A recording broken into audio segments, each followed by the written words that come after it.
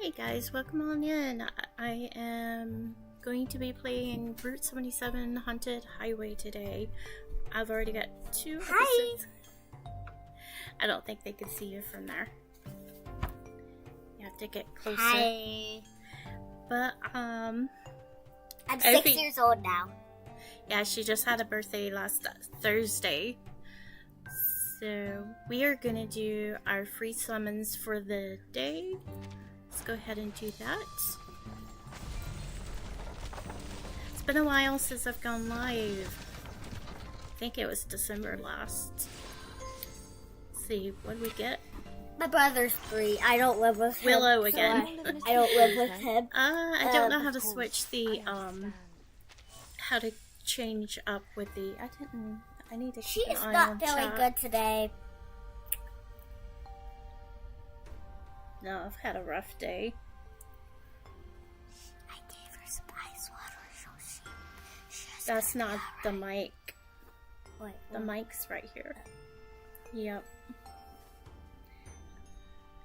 I have to turn this. Ovi, you can't stop me from being able to see. Papa's calling you.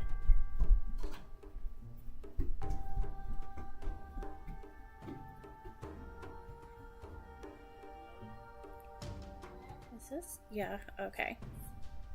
I have to open this up so I can see chats.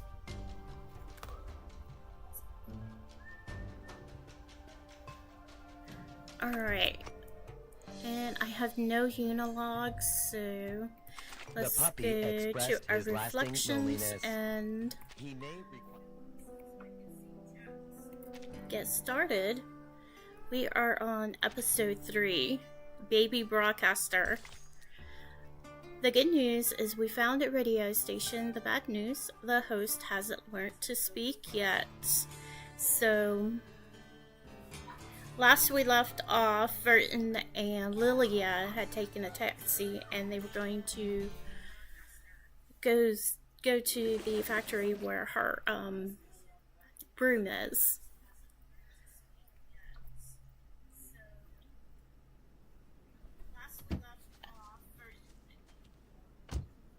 Mute that.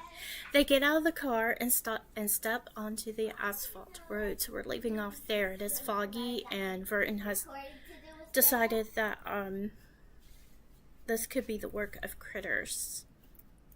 A barely perceptible moisture fills the air. The mist is pervasive, even filling their ears and nostrils.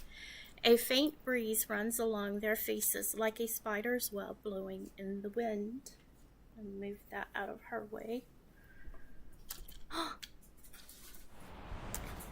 A flash of insight comes to her some distance unreachable place.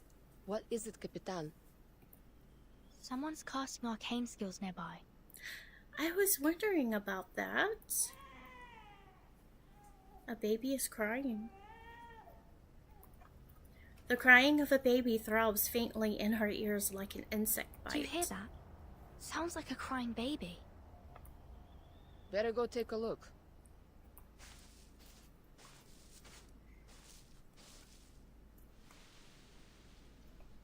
The grass is rustling as if someone is moving nearby.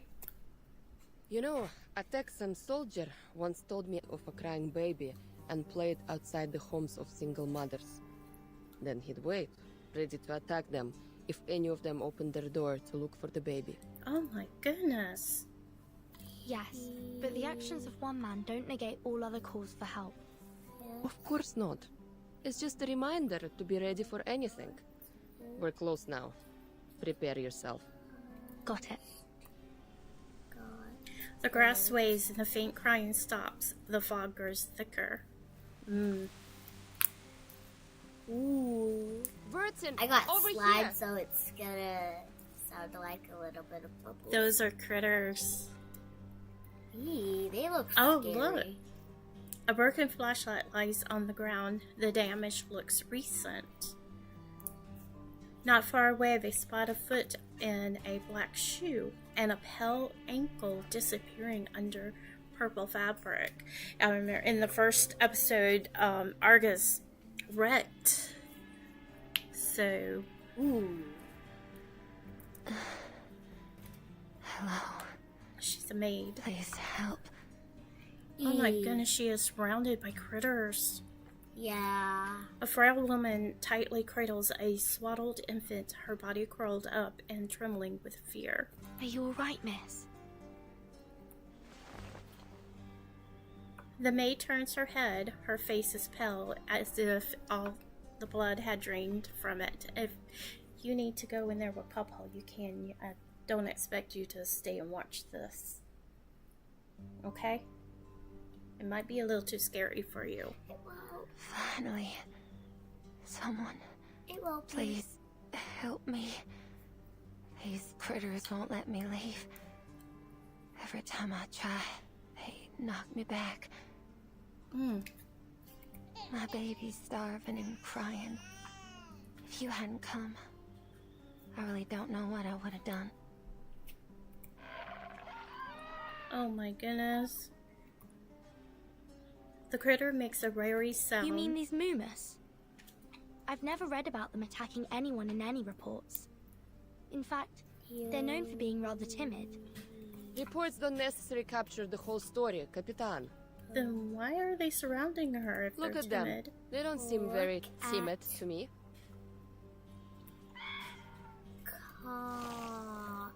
Cube. The Momus before them opens its mouth wide, revealing its sharp white teeth. Oh. Careful, it's going to attack.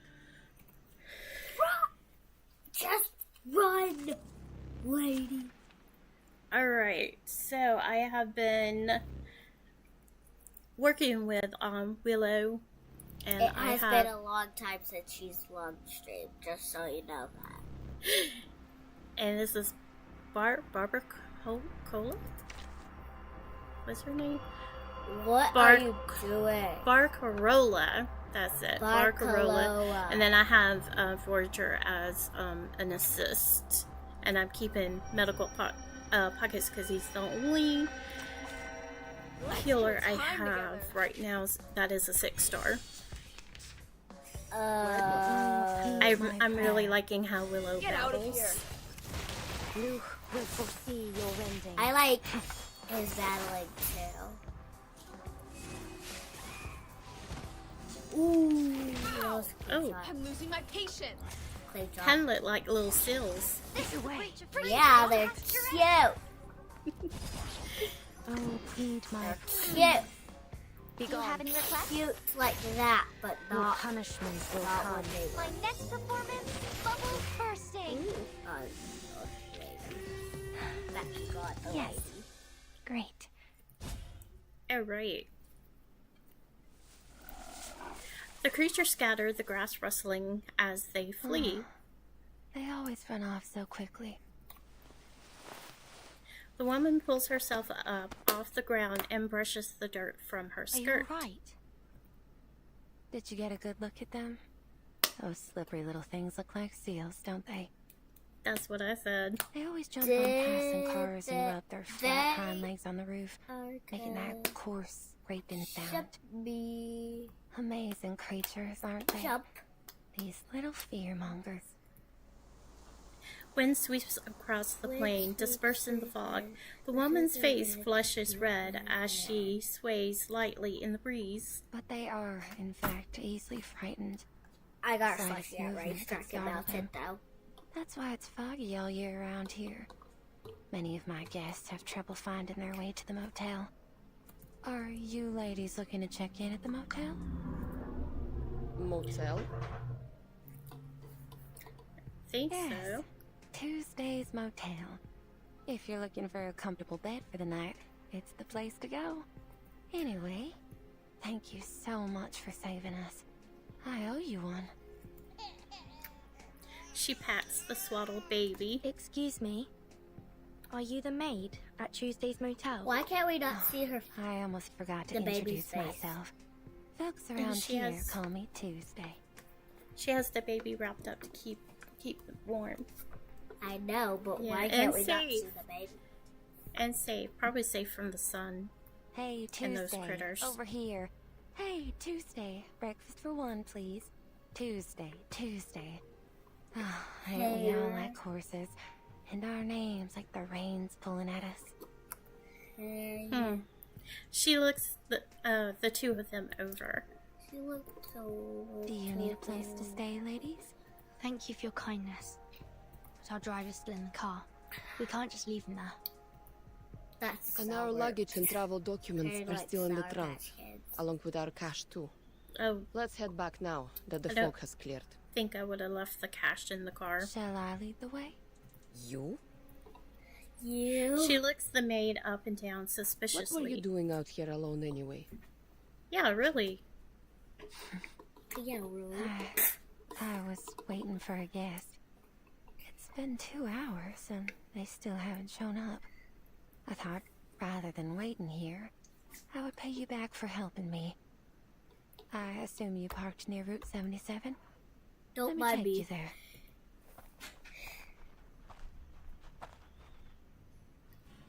That's that part. The setting sun scatters its light, illuminating the dogwood and cotton plants in the fields. That coward. Did What? he leave? No! All their stuff, their money. The car is gone. Nothing remains but a few scattered pieces of luggage. He just threw out our luggage and took off. Oh my How goodness. pathetic. At least he didn't take the luggage with him. Is their money still there? Are you going to thumb a ride with all these bags? I'd advise against that. Especially here. You've seen those movies, right? Bad things can happen on the road out here. There are a lot of smugglers around these days. Oh my. She has to check things. There's a clear concern in her voice. Ah! Just keep it like that. That will be fine. Sorry, I'm trying to Did you keep say an your eye motel on the wasn't far chat. from here? Yes. Come this way. There's an Yes, easy trail that won't dirty your shoes. Don't worry. It ain't far. Oh my goodness. Interest Tuesday's Motel. Motel. It makes me think of Bates Motel. I'm flipping The word out. isn't far indeed. Before long, they're standing in front of the motel. When night falls and the I am signs flipping are out. lit, a weary traveler may find a comfortable place to rest here. Under the shade of neem trees, the wooded porch awaits its owner, darkening, in the fading sunlight. Welcome to Tuesday's Motel, ladies.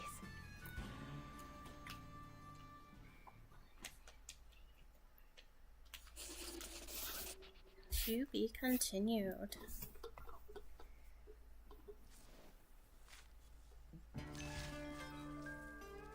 I got Pinky. Excuse me. Yeah, Pinky's right behind me.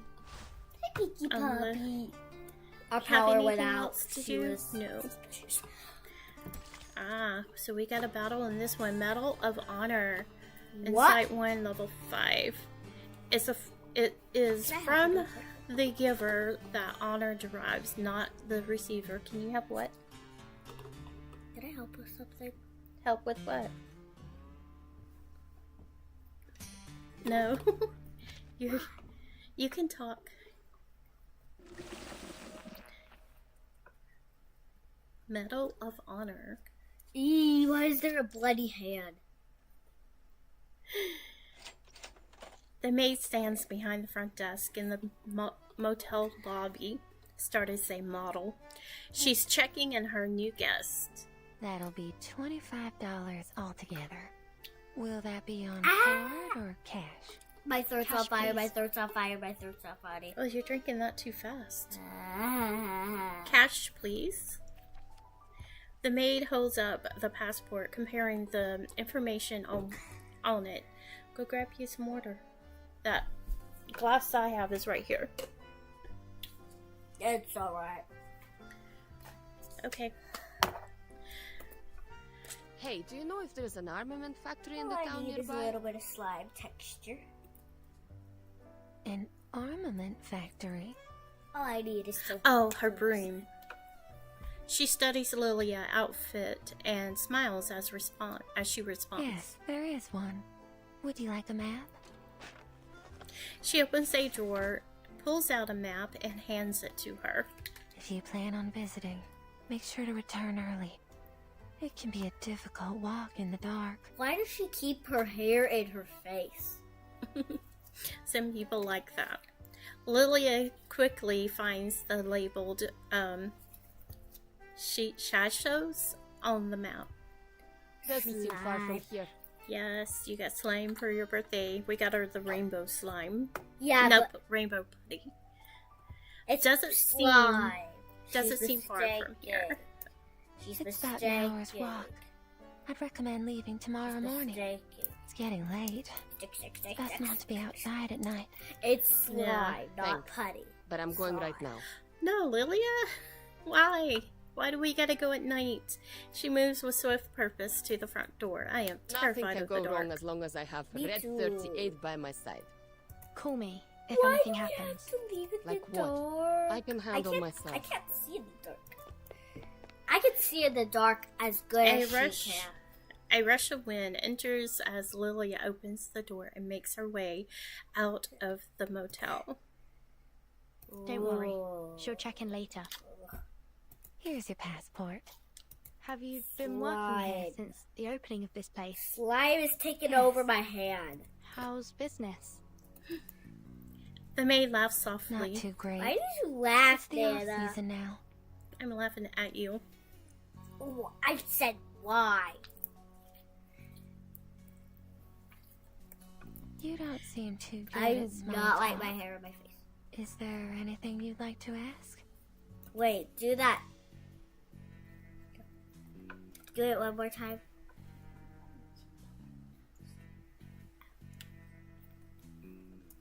I do have one question. Have you seen a sheep-headed arcanist around? She shows the information provided by the Foundation. Oh, That's Barbara. that's not a face you'd easily forget. And why are you looking for this arcanist? She's a reporter going missing.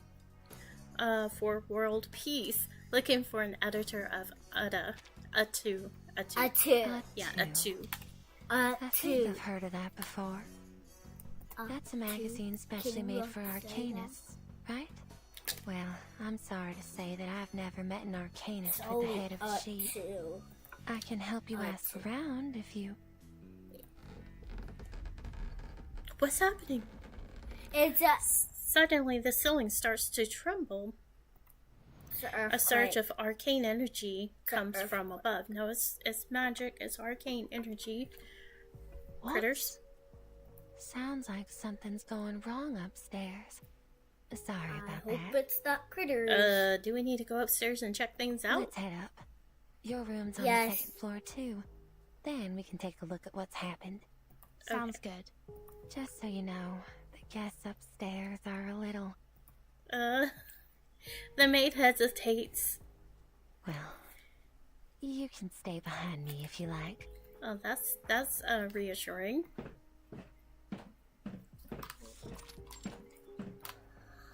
I'm not sure if she is gonna use. Argus is here. Okay. Hey. A voice echoes from down the hall. It's just a simple room swap. I'm sure it won't be no trouble at all for a generous lady such as yourself. That's the guest staying in room 210. She arrived here the night before yesterday. She was injured when she came in. Seems it didn't take her long to recover. But I don't quite understand why she insists on swapping rooms with the other guests. If she does the same to you, please call I'm the front going to desk. carry you this I'll do my best wherever to I help.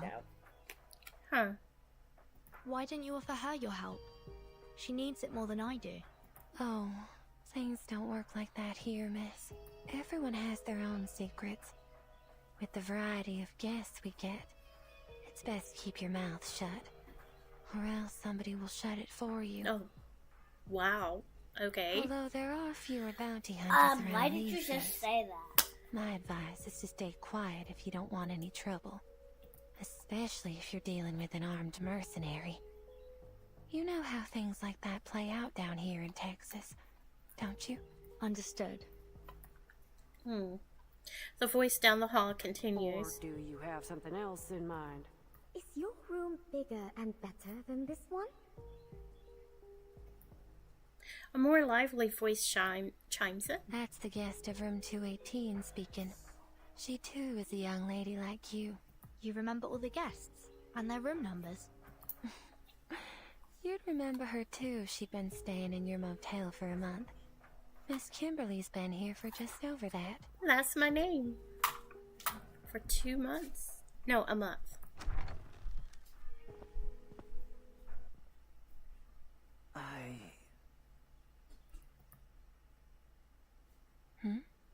I thought it froze up for a second. The maid quickly moves toward the source of the voice. The man before her looks haggard, his back slightly hunched, his eyes yellowed and cloudy. Mirror. The mirror. That whatever that was must have been in his room. Mr. Stefan, are you coming out for some fresh air? Everyone in the hallway turns to look at the maid. Maid, you're just in time. I'd like to swap rooms with this Kimberly lady. If Miss Kimberly and yourself have come to an agreement, then I see no reason why you can't do so. The man makes a dry, rasping sound, his vocal cords trembling unnaturally. It's like he's speaking for the first time in his life. I think we need to go check out that mirror. Timekeeper? Have we met? This response seems to trigger something. His expressions twist. Vertin? That's me. Do I know you, sir? I saw you. In the newspaper. The newspaper, that vacuum bomb. Did you see the explosion? You must have, because you made it happen. You dropped the bomb, you murderers. The island. Oh. But have any of you been brought to justice? No, not a single one. Instead, you were congratulated and given medals. Revolting. Disgusting. Why were you rewarded for murder? He blabbers on, working himself into a frenzy. Meanwhile, I'm stuck in this hotel. Lord, is this what my life has come to? But we've never met before. I don't even know your name, sir. Of course you don't know me, but I'll get the truth out. I'll expose your crimes to the public. The man's deranged rant continues, his knuckles turning white as he clenches his fist. That rotting woman in the tub, that sheep-headed monster, and that one inside the mirror. What? The woman in the What did you, How did you say? Wait, did he do sir. something to Barbara? Shh, don't startle him. He's totally crazy. I should have known it was all fake. If they're giving out medals for killing people, then I should have one too. That shiny medal. It should be mine! He bites down hard on his lip, his cloudy eyes start staring straight ahead. He steps forward. Stay back! But the man has already lunged at them. Oh no.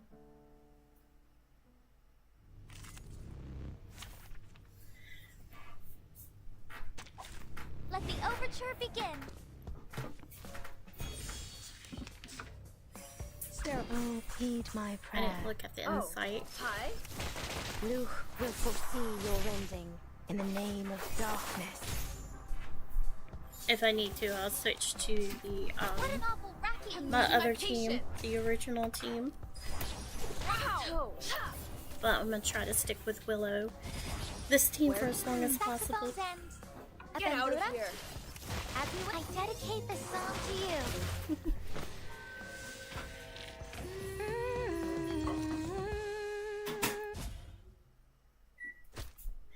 A single blow from the butt of the mercenary shotgun knocks the man out.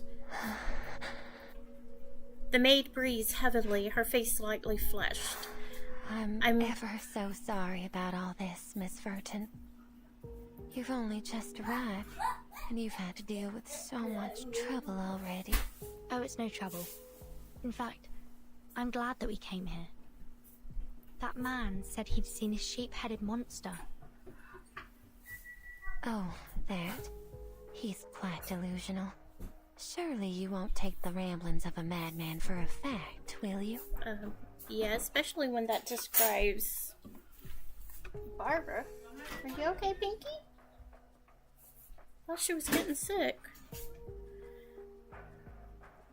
He's been peculiar since the day he checked in. He spasms and twitches and pays little attention to his surroundings. It's best not to have a face-to-face conversation with him. Who knows what he'll do next? Hey, you, maid. Enough chatter. You have a job to do. The girl impatiently interrupts their conversation. I've accepted the offer Miss Argus made. What's next? What should we do? Apologies, Miss Kimberly. I'll be with you in a moment. Could the both of you wait for me at the front desk? The rooms need a tidy up before they can be occupied. You may take a rest on the couch in the lobby while you wait. Miss Furton, I'm afraid I'll have to leave you here. Do you mind going to your room alone? Not at all. They're just switching rooms. The suitcase sways with her stuff, and as she heads to her room, I guess I can understand. Once again, the air pulses with a flow of arcane energy, compelling her to look back. Ma'am, Argus? you can just leave the room as it is. If you clean it, it'll interfere with my work. You might want to check on that Kimberly lady. She looks starved. She wouldn't stop shaking. A cluster of emerald light sparks in the mercenary's left eye, scattering like a bird unfoiling its brilliant tail feathers. Oh, Miss Kimberly, would you like something to eat? I'm fine. The guest's face visibly sours. I agreed to change rooms, didn't I? Why are you two still mocking me? Oh, they're not mocking you, they're just concerned about you eating. She turns her attention to the mercenary. You're not exactly a pleasant person to do business with. You know that, right? Well, darn. What got you so riled up? It's too late now. A deal's a deal. You can backpedal if you like, but it ain't wise to mess with the girl packing heat down here in Texas. Later, Miss Kimberly. The mercenary's eye gleams as she turns Her the lock. arcane skill. To be continued. Did you put your slime up? Yeah. Okay. Oh wait, no.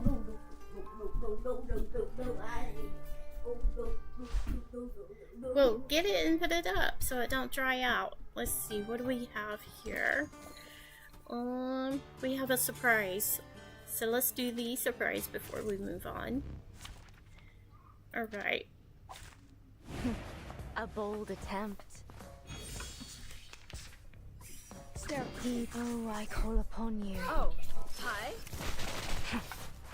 You didn't have it on my rug, did you? Get back and stay back. splendid. Just splendid. I was cold, so I put on this cute little warm robe. Saxophone's end. A Your bandura? punishments will come. As I dedicate this song to you. Please Our enjoy. friend gave it to us for her birthday. She got a bag full of clothes for her birthday from. And where's your owl? I'm losing my patience. Oh. I got my owl. Saxophone. Over. I don't see how you're old. I'm burning up. I dedicate this song to you. Listen to the melodies of wind and waves. Careful. Ow! That hurts. Sorry. This is one of the things she got from her for her birthday. Name is Rosie. Yep. Rosie. clumsy best friend. That's her name.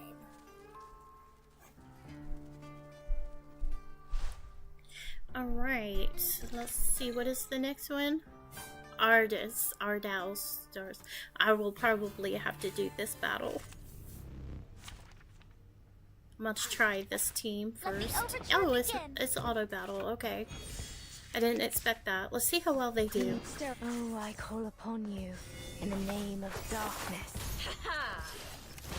Get back and stay back. Okay. Not too bad. Willow's pretty strong. I'm gonna go ahead and try to max her out completely. And Barbacola? I think that's how you say it.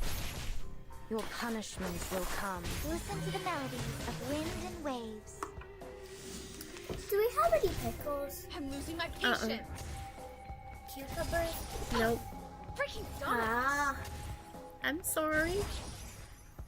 Like Are you hungry? No? the same shadow from the same light. What, are you wanting to do a eye mask? Yes. You don't use pickles for an eye mask? What are you thinking? Cucumbers? Yes, you use cucumbers. Oh. That's for, Eyes. yeah. Try not to knock Papa's drink over. He probably forgot he left it in here. Saxophone's end. A bandura? As you wish.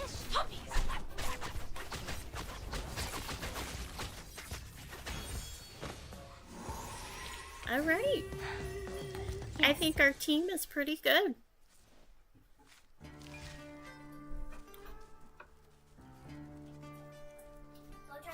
There we go. Okay, that completes 4. A sudden message, part 5. In most cases, code is not suitable for human communication.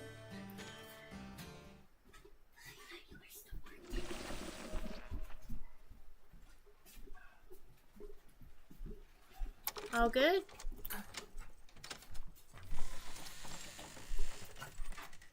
Looks like a nice room.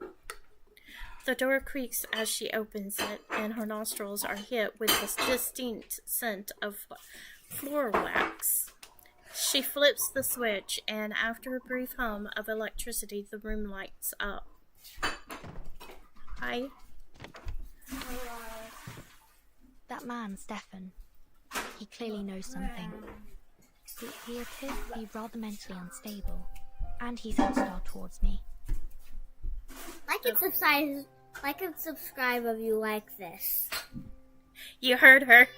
Adam Z cautioned me on this. Because we're trying to I make must money. be extra careful when dealing with people like him. You'll have to announce Should make sure I that. have a backup plan in place before proceeding. Bro, Still no sign you're of not supposed Lilia. to be behind me. She tries contacting her on her communication device, but the line is... That looks like a bad signal. What's up? Yes, it's live streaming. She tries again, but still no luck. Did she get in trouble? Suddenly, the phone on the nightstand rings. It vibrates violently. Hello?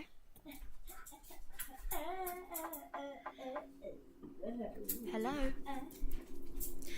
A series of strange tapping sounds comes from the other end of the line. Is that Miss Tuesday?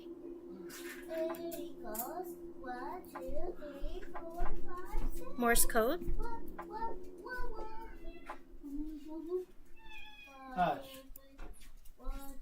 Okay. The short and long sounds are distinct. They form a certain rhythm. Oh, I think I know what this is. That's an R. E. S.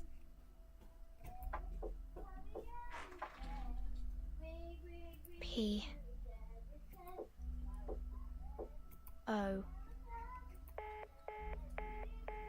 The phone is abruptly hung up, but it doesn't matter. The thoughts are complete. Respond.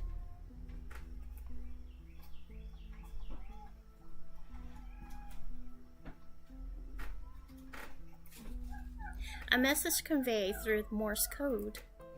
A means of communication that sacrifices efficiently for safety. It's common use in intelligence, but rarely for anything else. Why would there be such a message in a motel? The telephone rings again. She picks it up without hesitation. Hello? Is this Miss Burton? Miss Tuesday? Yes. I have an announcement for you. An announcement? There's a service outage going on in the area. Some critters nibbled through the cables of a nearby signal tower. But all our internal phone lines are still running well. I see. It should be repaired soon since we share the signal tower with that armament factory.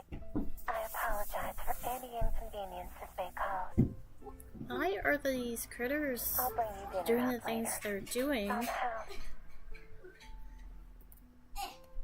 It's almost like someone's controlling them. Ask about the strange phone call. Ask about dinner. There's something I want to ask you. I received a phone call earlier. Oh, Miss Kimberly was also prank-called not long ago. I suppose it's a critter's doing.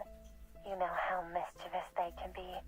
And since they have decent smarts, they can play some pretty nasty tricks. Really? In theory, a group of monkeys could write Shakespeare's complete works on a typewriter if given the time. But would this happen in reality? I don't don't think that's think what so. makes a phone call. No. Well, Miss Burton, this is what I understand to be the truth. Is there anything else I can help you with? I'm good for now. Thank you. As she hangs up, she feels a light touch on her neck, like a feather brushing against her skin. She reflexively touches her neck. It's a spider web. She follows it up to the corner of the ceiling. Oh my goodness. Spiders? No. A spider falls onto the surface of the wooden cabinet. It moves its slender legs, crawling from one shadowy spot to another. Oh no. As it moves, sparks ignite the air. What? Then, in the glow of an arcane skill, she can see everything clearly. Is that an arcane array? The pattern's familiar. I've seen it somewhere before. The surface of the bedside cabinet has a rough engraving on it. She traces the markings with her fingers, trying to discern their texture and direction. Okay. The array burns her fingertips, and in that momentary pain, memories are awakened. Yes, I've definitely seen this before, when I was in school.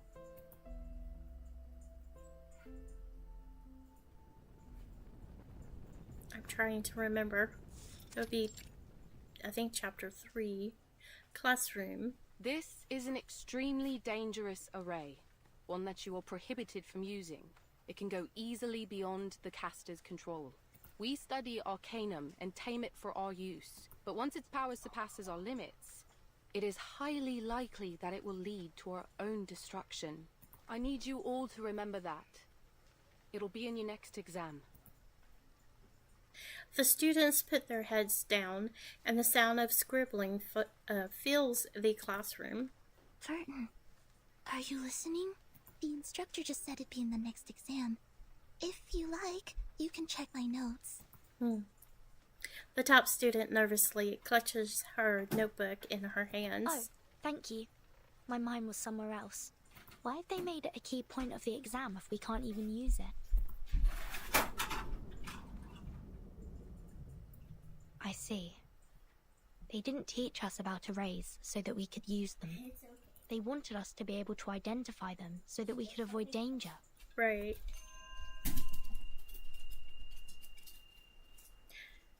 She looks out the window. It's getting dark. There is a letter right here on the table. It's highly likely to cause an explosion or other severe consequences if I act too hastily. The array glows faintly. I wonder if that's what that noise was when Lilia they were still downstairs. hasn't come back. I must find someone else to help. What qualities should an ally have?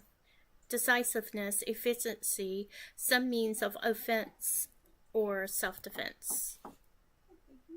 A sudden knock on the door interrupts her thoughts. She opens it to a familiar face.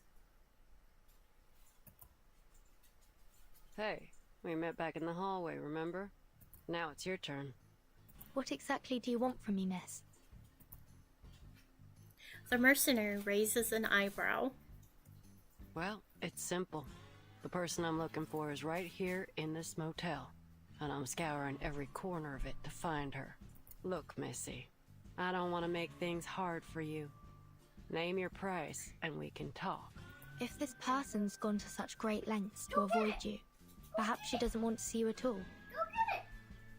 Kayla. Mentioned in the first episode. Oh. Well, what if she's not going through great lengths? What if she was that hidden ain't my there? concern, is it? A job's a job. Whether it's catching a cheating spouse, tracking someone down, or delivering a letter, it don't make no difference to me. Very well. But you'll have to look elsewhere, I'm afraid. There's no one but me in this room. Look, I know what I'm doing. How about you turn around and take a good look around the room? So you can knock me out as soon as I turn my back to you. Hey, Pinky. The mercenary gives a hearty laugh. Missy, if that were my plan, I wouldn't have spent all this time talking to you. I much prefer to do my business pleasantly. I don't like to see things get too ugly. I see. Fine. If you don't want to turn around, I'll tell you what I see. The mercenary squints, that same emerald light shimmering in her You burned eye. your finger there. You should be more careful. This is... Don't look like a fire burn to me. What was it? Some arcane energy? Looks like this room has a couple secrets, too. The mercenary shifts her gaze to the room further away. So you touched an arcane array, and its power burned you. How's that for a guess? Pretty close, huh? What's up?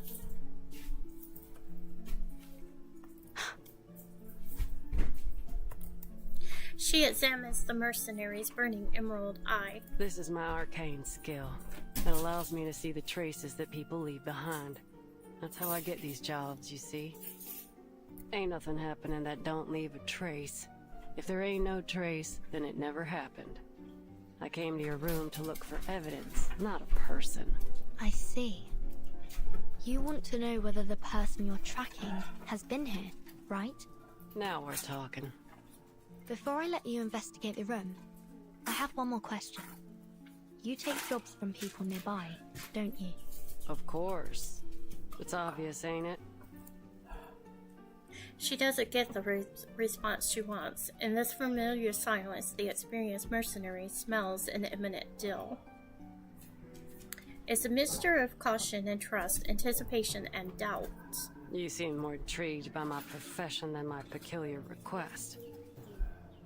You're in trouble, ain't you? Then let me formally introduce myself. The name's Argus. I'm 26, and I have extensive experience as a mercenary. Let's make a deal. You may search this room all you like, and I won't say a thing. But in return, I'd like your assistance in my own investigation. How, exactly? Can you tell when that array on the cupboard was drawn? Argus slings her shotgun over her shoulder and crouches down beside the nightstand. After a brief examination, she gives her assessment. Less than 24 hours ago. You okay? In other words, this was left behind by the last guest who stayed in this room. Argus shakes her head. Can't say for certain.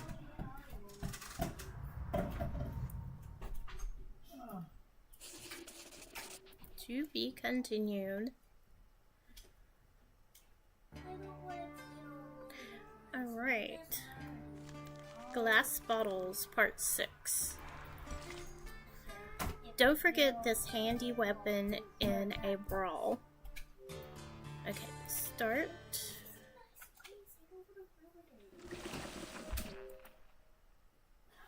Oh, so we just catch some food. Okay, we're at the factory. Oh yeah, I forgot Lilia was heading to the factory. The empty factory is cold and damp. Let's see what you've got in there for me. She wanders the factory, eventually spotting a large crate covered in postage stamps in the receiving room. The crate is now tightly shut. She squints, having only the moonlight to help her read the words on the box. Zeno. Red 38 Lilia. Oh, okay, I see it. Hey, buddy! She squats down and inspects the crate. After tapping it a few times, she frowns. Is it in there? I just left her in a wooden box. What kind of safekeeping is this? Anyway, I don't have much time. I'll settle that with them later. She grabs the crate and tries to lift it. It doesn't budge. It's bound by Arcanum. Alright, at least they bothered to put a gravity ritual on it.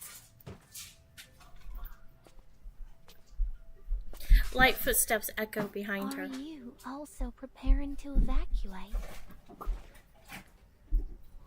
Oh, is this Kayla?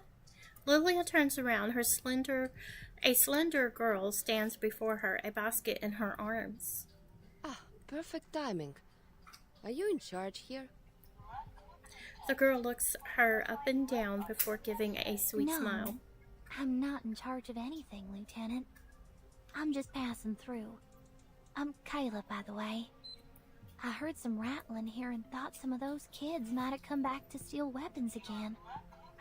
These things aren't cheap, and the kids know it. Kids stealing from the military? Huh, that's a new one. Where are the guards here? Oh, didn't they tell you, Lieutenant? The girl sounds surprised. The army stationed here started evacuating a month ago. There aren't many of them around these days. Evacuating? Why? The Foundation's report was correct. Lilia senses impending danger. Then where can I find the soldiers that are still here? You're new in town, right? Did you see a bar on your way here? That's where the Xeno soldiers spend their nights drinking. You might want to check there first. That's probably where you'll find him. Him? What does he look like? Like every other Xeno soldier. They all look the same to me. You'll know him when you see him. She pauses, looking the pilot up and down. But I have to tell you, the bar doesn't like outsiders. Have you heard of the Order of Enlightenment? It's an occult society. Very active these days. They were preaching in this town just a few days ago. Today is their day of prayer. And, what does that have to do with me? The bar you're going to is where they gather to pray. That's all I know. If you're going up there, please, be careful. Huh, thanks. Huh. Lilia turns around and leaves. The girl watches her as she goes. May the sufferer watch over you. May the sufferer? Great sufferer, by your decree, the glory of former days shall grace our present path. Ah, dang, she's with the Manus. She whispers a prayer as she claps her hand together. The black facets of her ring shimmer. Dang.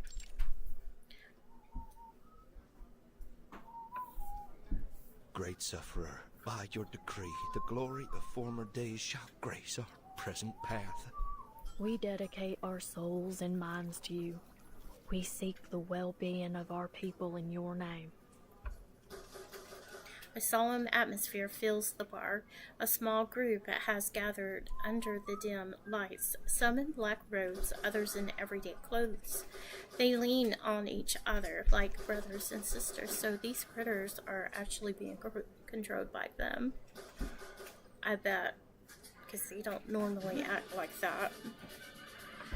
The man leading the prayer raises his glass and gives a toast. May the sufferer watch over you. Under their grace, may our cups overflow.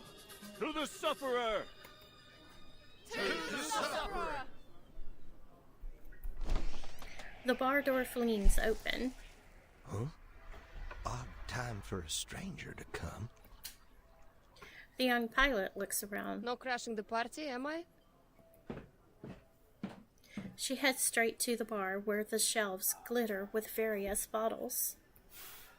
Napa Valley, Californian Red, Kentucky whiskey. Ha! There's a lot of good stuff here. 1 vodka, straight. The best you got. It ain't business hours, lady. Dang. She knows that sound. Someone's cocking a gun just inches away from her. Hey, all I did was ask for a drink. Is this how you treat your customers? As I said, we ain't serving you. Why? Don't you have vodka? Fine, I can settle for whiskey. Have to learn to take what we can get, eh?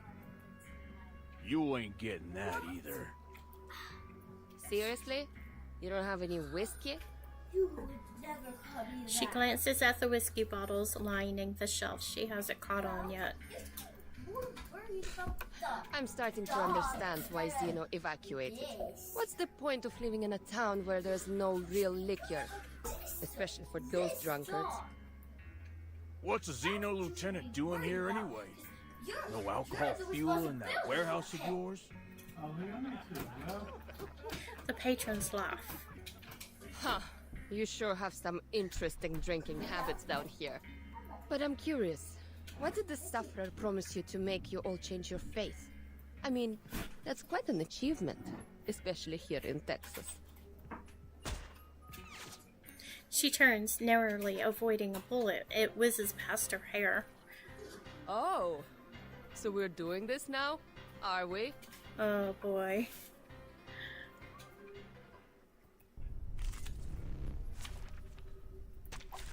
All Let the right. overture begin.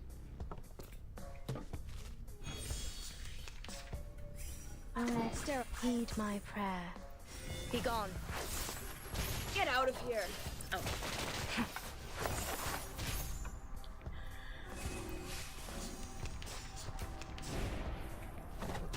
Freaking dumbass.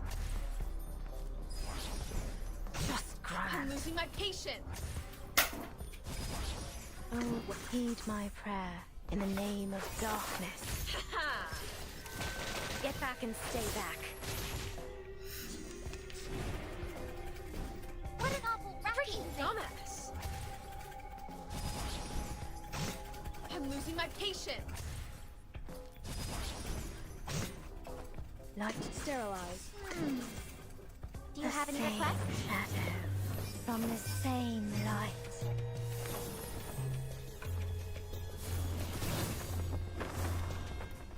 Oh, hi. Listen up.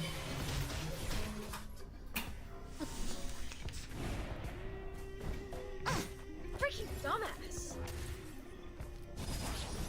Ugh, I'm losing my patience. Where? Saxophones and a bandura? Oh, hi. As you wish. Please enjoy. All right.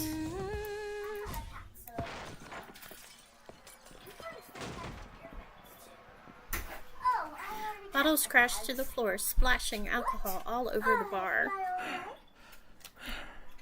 Look, I don't care what you're doing here. Just tell me where that Xena soldier went. She looks down at the bar owner, slumped over the counter. What Xeno soldier? The man strains to open his swollen eyes. Don't play dumb with me. That soldier, he's a complete idiot, that one. It's obvious that Xenos abandoned him, but he insists that they left him here because they believe that only he could keep the warehouse safe. Why are you looking for him now, if you decided to ditch him in the first place? Listen, I can tell you guys aren't the biggest fans of Xeno, but that has nothing to do with me. I'm just here to get my stuff back.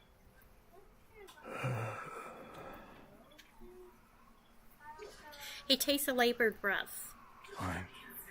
If you insist on finding him, try your luck on the outskirts of town. He might be drinking there.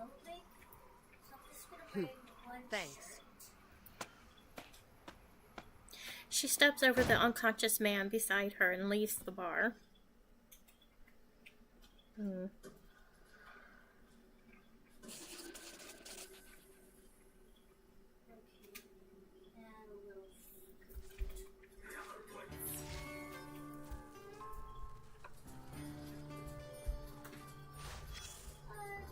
Alright, we have a report to read, periodic report. Every day, thousands of documents pass through the headquarters, and this is merely one of them.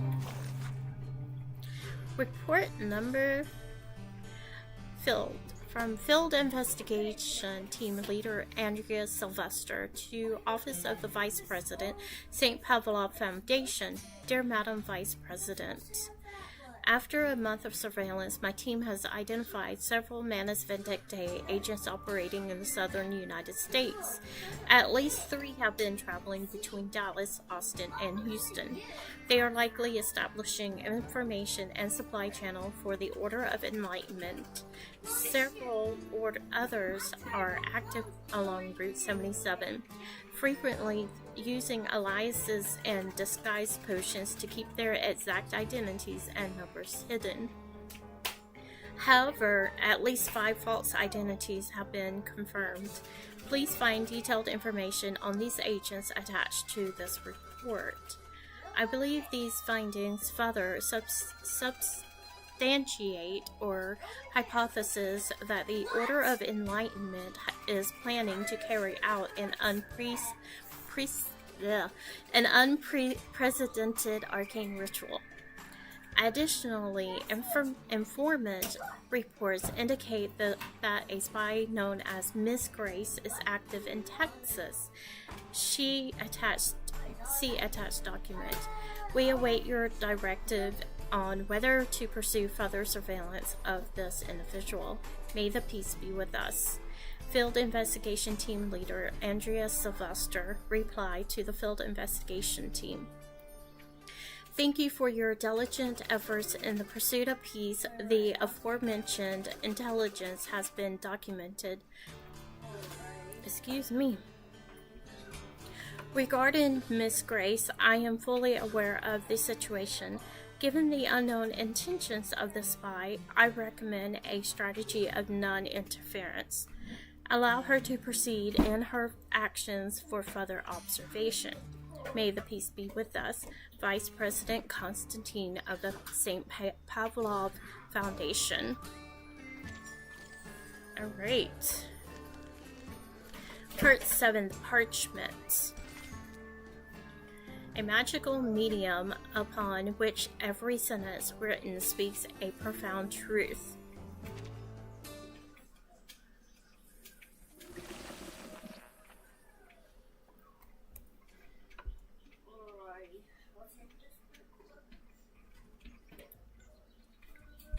We can't say for sure if this ritual was created by the last guest. Fact is, you can find all kinds of unusual markings in this motel. Most of them less than a month old. Very recent indeed. The maid said that there aren't many tourists these days, so my guess is that a group of skilled arcanists have left their work in every room. Based on the markings I've seen so far, there were about 3 to 5 people in this group. And was there a sheep-headed arcanist among them? Well, that I don't know. What I can say, though, is that there was a sheep living in here. I saw some hoof prints on the hallway floor. It looked like someone had stayed in this motel with a sheep. Sounds pretty odd. but I suppose it ain't too strange given the local farmland. But I'm sure this will catch your attention. What? We all know that sheep walk on 4 hooves, but the hoof prints I saw were different. They were small and delicate, and most importantly, followed the movement pattern of a human. Judging by the trail, the owner of the hoof prints was about the size of a slender kid, maybe 5 feet tall. Sounds like Barbara. This description exactly matches the Foundation's report. That's it. That's the one I'm looking for. Don't I know it? They can question my morals, but nobody can question my competence. So, may I enter your room now, Miss Verdon? Please. Now, let's start with this little thing. The carvings are new. No sign of woodworm damage or moisture absorption. The splinters along the edge are extremely sharp. She dips her finger into a dark red, crumbly residue. Is this dried blood? She rubs the granules between her fingers and her thumb, reducing them to a fine Blood powder. was used as the medium for this array. The circle isn't fully closed here, and the lines are a bit uneven. Whoever drew this doesn't seem to be an expert. You know how to deal with this, right? All you have to do is ask, boss. You might be surprised. We need to destroy it as quickly as possible. I think it's been left by a dangerous occult group. Hold on. She places a pillow over the wood and pulls the trigger. Don't bang. After a faint gunshot, the lingering light goes out. Fresh blood oozes from the array, settling in the faded carvings. Is that blood? The mercenary, unfazed, dips her finger into the red liquid and sniffs it. Yep, the blood of an arcanist. So it can't be Kayla's. Can you discern the owner's identity? I ain't all-knowing. I can't identify people by their blood. No, I'll need more than just blood to find out who was here. She fishes out a dusty sheepskin journal from the gap between the cabinet and the wall. She flips through the pages. We are the beginning and the original source of metals. Through us, the highest tincture of art is brewed. There is neither a spring nor water like mine. I heal and help both the rich and the poor. I heal and help both the rich and the poor. It makes me think of Mercuria. Yet I am full of hurtful poison. I don't think What it's the her hell does that mean? It's a quote from a text on alchemy. All challenges will be resolved with the provision of sufficient and high-quality materials and the precise execution of the array. But where do we find these materials? She continues to flick through the journal, releasing the accumulated alchemical residue on its pages into the air. On the last page, tortured words are scrawled on the paper. It looks like something a criminal would write in their final moments before their death sentence. What was once sundered shall reunite. Her nose burns as barely visible sparks heat the air. I've seen this handwriting before. And here, my phone number. Oh no. He hands over a dollar bill with a string of numbers scrawled along the blank space. The mercenary pulls out the crumbled bill from her pocket, comparing the handwriting with that in the journal. Yep, this is definitely the same. That sound. It's a Flying Arrow M1903 pistol. Oh dear. Kimberly? What's wrong with her now? I better go check it out, boss. Something don't seem right. You coming? That Kimberly must have run into something.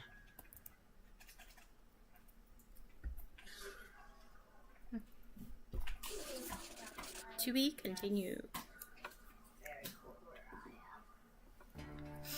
Okay, looks like there's nothing else on that one. Face Reality, Part 8. Going through all those Miranda rights before an interrogation. Man, we ain't got time for that. Ow! Oh, okay. Well, that is bad. Bad dog, bad. Oh dear.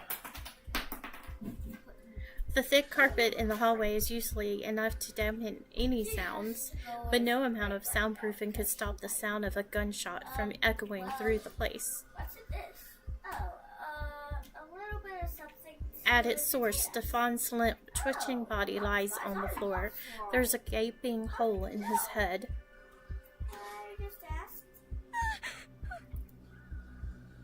She's trembling in fear. Is he still alive? I don't think so. Just when I thought you couldn't get any dumber. Is this a suicide? He pulled out the gun and shot himself in the head. His brain splattered on the walls and flowed onto the floor. Her muttering is almost a confession. Argus kneels down to examine the body. I think it's time to go to sleep.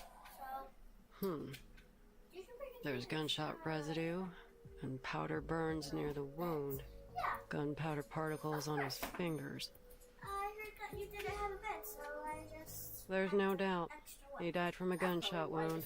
The bullet was fired from the pistol in his hand and went straight through his skull. Dang. But this ain't just any pistol. It's a Xeno pistol. You've got yourself in some serious trouble, Missy. It wasn't me. Her face is still pale, but she manages to stop her shaking. I'm just an innocent, sad, terrified girl who just happened to pass by. I don't know. Well, Miss Innocent, sad, and terrified, if you want to prove your innocence, start by telling us what happened here. And mind you, I will call you out if you lie. The evidence here will tell me what's true and what ain't. She points to her eye. If you're so clever, then why are you asking me? Just figure it out yourself. Her protestation is weak. She quickly gives in. All right, I'll tell you. This madman has been harassing me.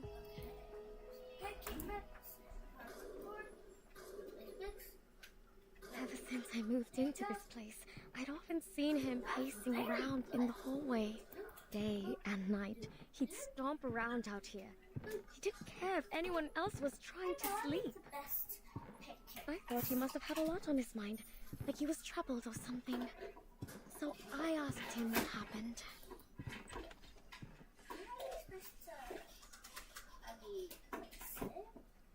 His deep, sunken eyes were bloodshot. Every fiber of his being screamed that something was wrong with him. Sir, if you have any problems, there are many ways to solve them.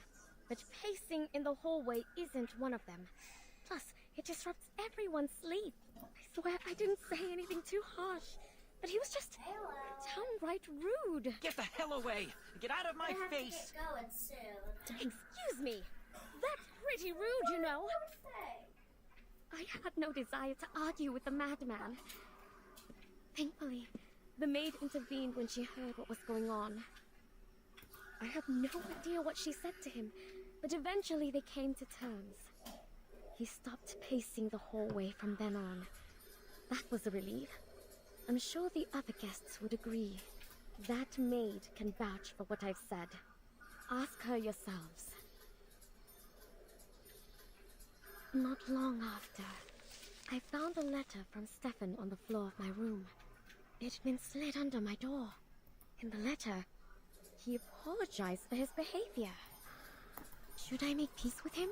I thought. As I wondered, I took a look through the peephole. It was strange.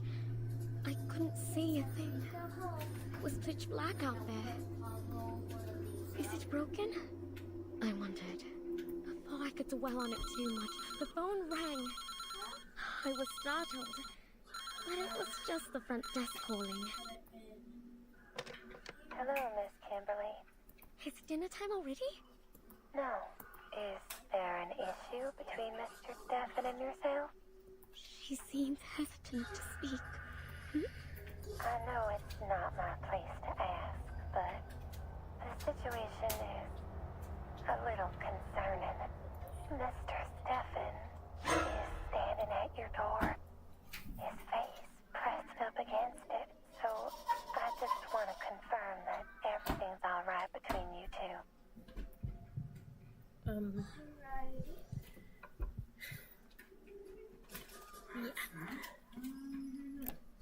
And that's what happened. Calm down, miss. It's all over now. Do you still have that letter with you? A look of disgust comes across Miss Kimberly's face as she gestures to the trash can nearby. Don't hold on to that. I threw it out right away. It's somewhere in that bin. Argus quickly retrieves the crumpled piece of paper from the trash can. She smooths it out on her palm and reads its contents. Dear Miss Kimberly, I've got a question already. How did he know your name? You didn't know each other well enough to have exchanged them, did you? I'm the victim here, damn it! You can't interrogate me like this. But if you must know, maybe he heard it when my friend called me. Your friend? Why? What's so odd about that? A young girl like myself should never travel alone to places like this. She continues in her indignation. I need someone to make my bed and prepare my clothes and, most importantly, I need to eat. I wouldn't even be here if I weren't looking for... Looking for who?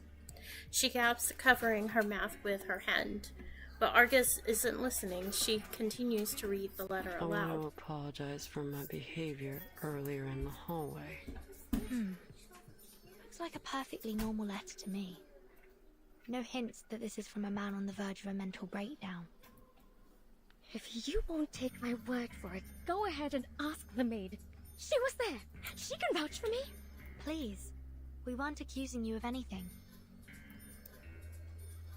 Argus lets out a laugh. Though graphology has been criticized a lot these days, I gotta say, this looks more like a woman's handwriting to me. So you mean Stefan was a woman? Oh. No. Her aggression seems to dissipate as her eyes widen and her mouth drops. I think it was written by somebody else. You still with us, Missy? What I'm suggesting is that Mr. Stefan didn't write this letter, but a woman did. But that's just speculation. Chances are Mr. Stefan's handwriting was just a little feminine. I'll keep this letter for now. Back to my questions. If the story you told is true, then why are you at the scene of his death? Did you go looking for him, even after all the weird things he'd done? I was hungry, okay? That's a good enough answer for you? I can't just starve myself. Hungry? If I remember correctly, the motel offers room service. And you get one free meal a day, so even if you ain't got no money, you have enough food to get by. What do you know? She looks flustered. I'm not eating one of those ham sandwiches. Alright, so you've got some standards when it comes to food. Let's drop that. Where is it? You were there when he fired the shot, right? What happened then? My doll dress. Take your time and think it through. There's no rush. Did you check your playhouse? This playhouse was About 15 minutes ago, Oh, he rang my I can doorbell. check that I thought my friend had returned obviously from check the town. other. She always brings something amazing with her, so I opened the door. The last thing I expected was to see Stefan standing there. Who would have thought that he could get back on his feet so quickly after the beating he took? I was terrified when I saw him there. He towered over me, one hand on the doorframe and the other pushing against the door. I slammed the door shut. I thought he'd let go, but he didn't. The door closed on his fingers. Ouch. I understand now. I understand it all. You're with Zeno, aren't you? His fingers were bent at a peculiar angle. It must have been painful, but he didn't seem to feel the pain at all. The fracturing of his fingers was no more painful than a mosquito bite to him. You came to me and made me drop my guard so that one day you could turn me in for a bounty. But why me? Why are you doing this to me? It wasn't me who made the plan. It wasn't me who executed it. It wasn't me who pressed that damn button. All I did was expose their crime to the rest of the world. Tell me, why else would they want my head so desperately if they didn't believe they were guilty? In the meantime, the actual killers are treated as heroes. But I'm the hero. Me! But all my sorry ass gets is a lifetime of hiding out in some random motel in the middle of nowhere. This world is sick! What the hell are you talking about? Come on, drop the act. Right after you spoke to me, Vertin showed up at my door. Are you trying to tell me that was just by chance? Vertin? He totally ignored my question. The world has fallen ill. I can see that now. The realm above truly does exist. How else would we have gotten the idea of a perfect heavenly realm? Obviously, it doesn't exist in this world. I don't care. Even if that place does exist, it has nothing to do with you. Get out of the way! I'm closing the door. What'd you get me? What?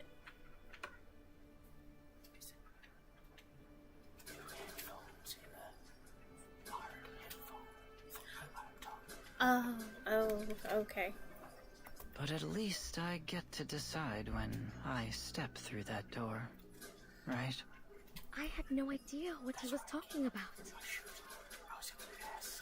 Okay. And he didn't give me much chance to figure it out either. I'm afraid your mission is doomed to fail, young lady. In that moment, a smile of relief came over his face, and without a moment's hesitation, he pressed the pistol against his temple and pulled the trigger.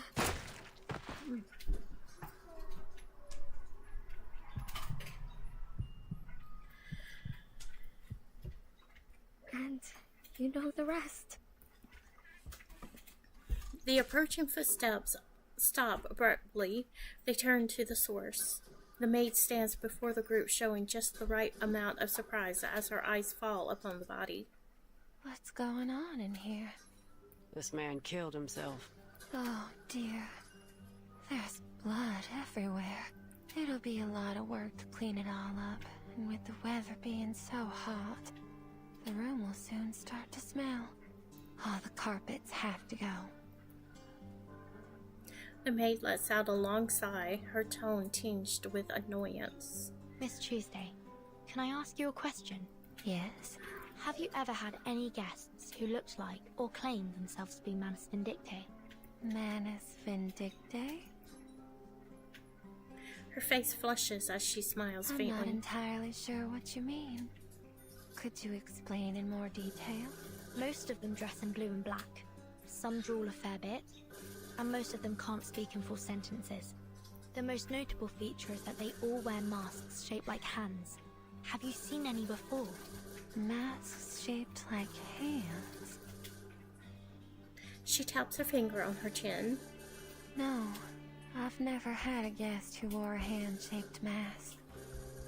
Never seen anyone in blue and black either. But if an organization was going to do something in secret, I don't think they'd be too public about it. Hey, lady. Argus doesn't hesitate to interrupt the conversation.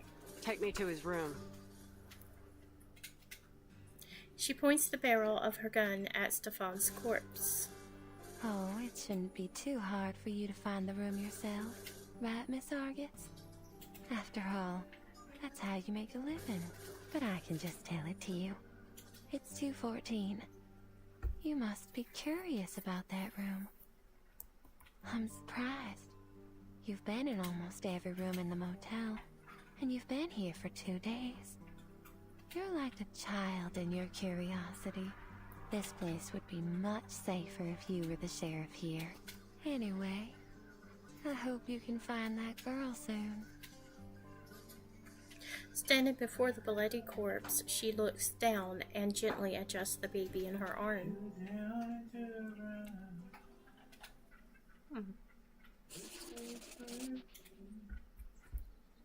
Do we trust Tuesday? Let's see. Part 9. We have a battle in this one. In Site 1, level 15. They just speak to everything without saying a word. Spider silk. More spiders.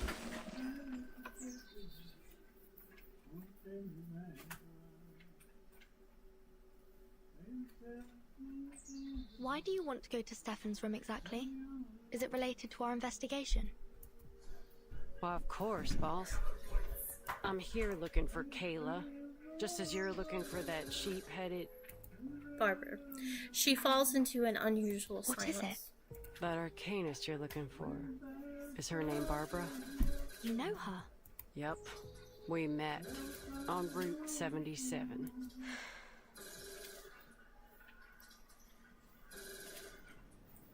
I just got done asking 2 men about Kayla's whereabouts and saw that it was getting dark. My sight ain't so good at night, and the nights are long these days. So I was in a bit of a hurry, hoping to get somewhere with proper lights as fast as I could. That's when I saw her, Barbara, all alone by the road. Some jerk of a driver dumped her there, and she asked me for a ride. I turned her down. Heck, I could hardly see. She'd have been better off waiting for the next driver than riding with a blind bat like me, you know? So that's why she said no. But as I drove away, I changed my mind. She was too young to be left out there all by herself. So I turned back to get her. But when I arrived, she was already gone. There was nothing but a trail of hoof prints in the dirt.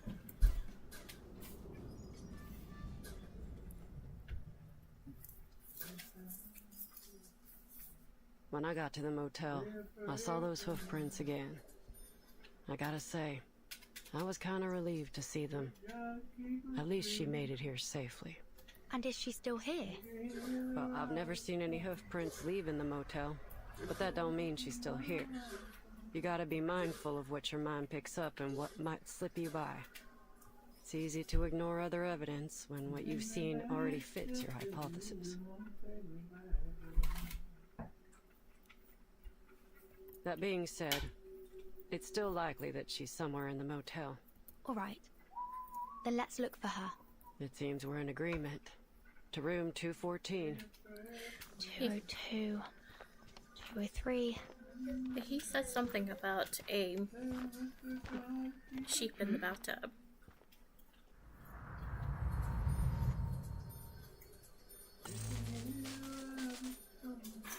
Out of the corner of her eye, a flash of red catches her attention. I've checked those too. Ain't much in them. Argus, did you see a red door just now? A red door? Nothing. Must have been my imagination. As they approach the end of the hallway, they spot room 214. The door is slightly ajar. Clearly, Stefan left in a hurry.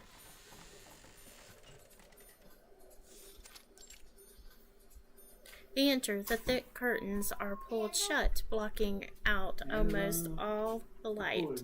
From outside, they're hit with the stale, sour smell of old alcohol. I don't want this shirt anymore. Whoop. No, keep it on. It's dirty, see? Sophie, now damn it!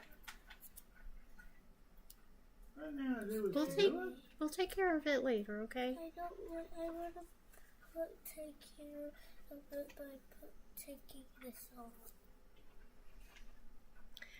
Alright, just make sure it's a short sleeve, okay? Okay.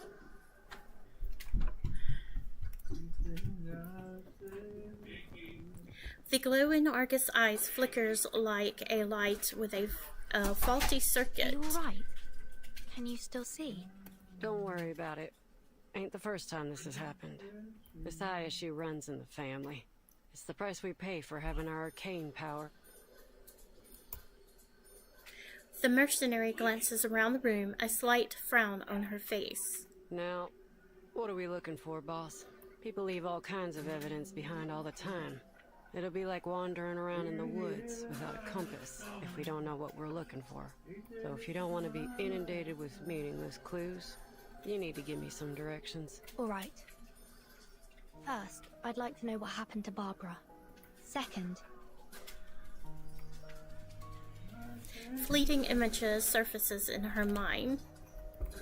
whether Manus Vindictae has been here, or anyone from that Order of Enlightenment. And last, about Mr. Stefan.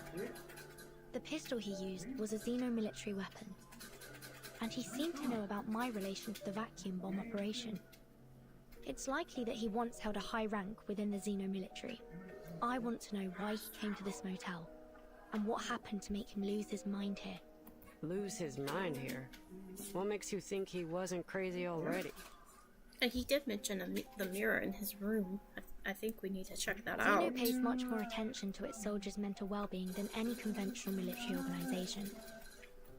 It's because quite a few of them are arcanists. They're both Xeno's strength and weakness. So I'm inclined to think Mr. Stefan developed these mental health issues after entering the motel. Huh. Is that so? I gotta say, I don't know much about all this military institution stuff. Right, so here's the plan. First, locate Barbara. Second, look for any signs of Manus Vindictae or the Order of Enlightenment. And third, find out how poor old Stefan lost his marbles. And of course, I've got my own business to deal with. Tracking down Kayla. She starts to meticulously search the room.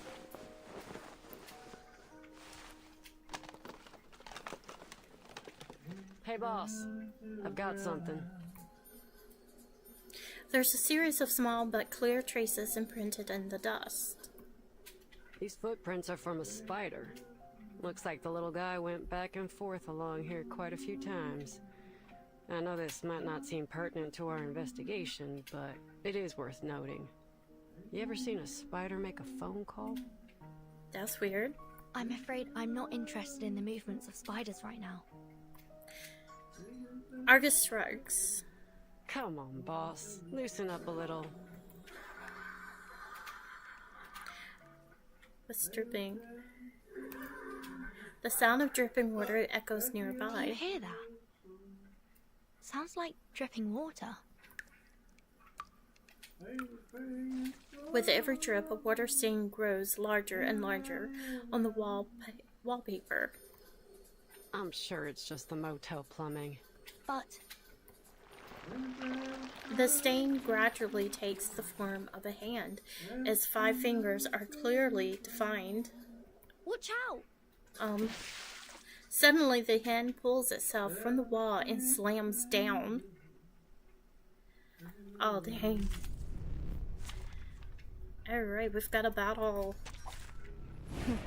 A bold attempt. Oh, I call upon you. Luke will foresee your ending in the name of darkness.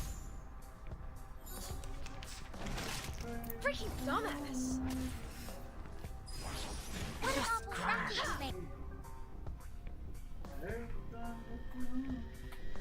Saxophone. Do you find next performance? Bubbles bursting. Listen to the melodies of wind and waves.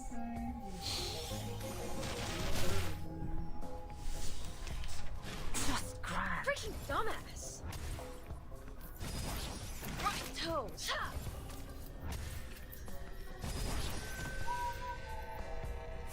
That's do you have any requests? Be gone. Listen up. Listen to the melodies of wind and waves. You're not half bad. This place is definitely more than meets the eye. I'm with you on that. There's just too much Arcanum-related weirdness going on here. Exactly. Never seen so many arrays in a motel before.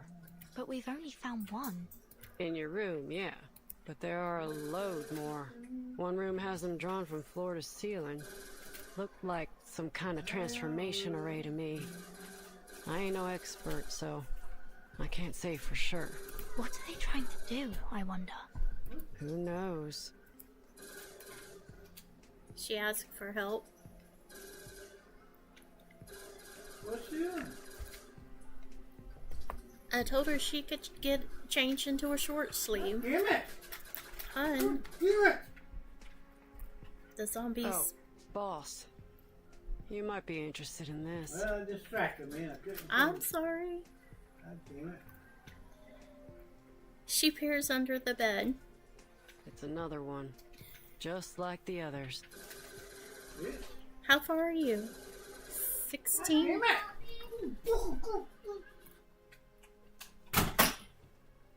A huge array lies beneath the bed. It's scattered with dark crystals. What do you need help with? Let's see, the design is familiar. You get beat by the zombies. I've seen this before. It was also drawn in that parchment notebook. This is indeed a transformation array. But it's not in its full form. Okay, yeah. They were trying something. Check it out. She plucks the hair from the carpet. This is hair from the mane of a howler lion. And there are some other materials around it too. Not exactly sure what they are though. They're too finely ground. But one thing's for sure. Someone held a ceremony here, and for some reason, it didn't work out for them. This is important. The Foundation needs to know about this. The air is silent. Argus? The mercenary doesn't respond. She's still staring at the strand of hair between her fingers. It's chestnut colored. This is Kayla's hair. She was here, in this room, or at least someone who came into contact with her.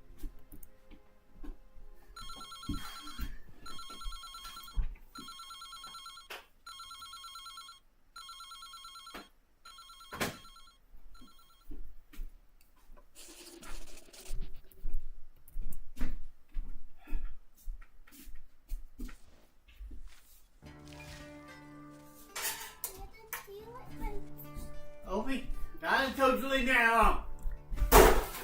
Hang on just a sec. I'm tired of telling you over and over.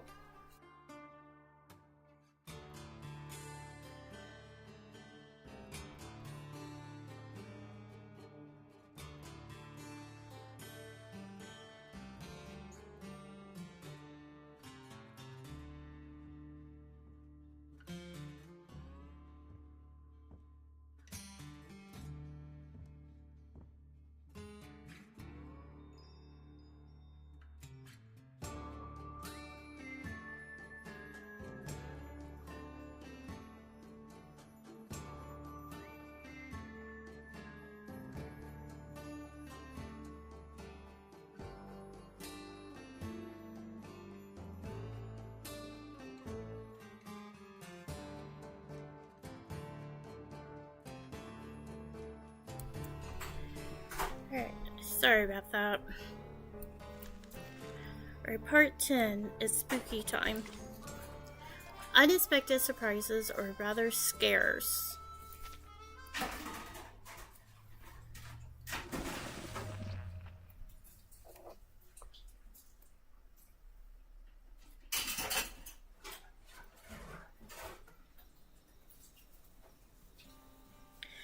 A man lies in the grass just outside of town. He's strumming a guitar and humming to himself. Ah, this is the life. A warm, beautiful night, a cold drink, and no one but me and the stars in the sky. Maybe I'll just lay here till morning. It's a young Xeno soldier, his eyes hazy from intoxication. He raises his flask to the twinkling stars above. A good night with good drinks! I wish every day could be like this. A dark figure looms over him, but in his blurred vision, he can't make out who it is. Hey, I'm buddy, so you're glad blocking my she view. found him. Huh? Are you stargazing?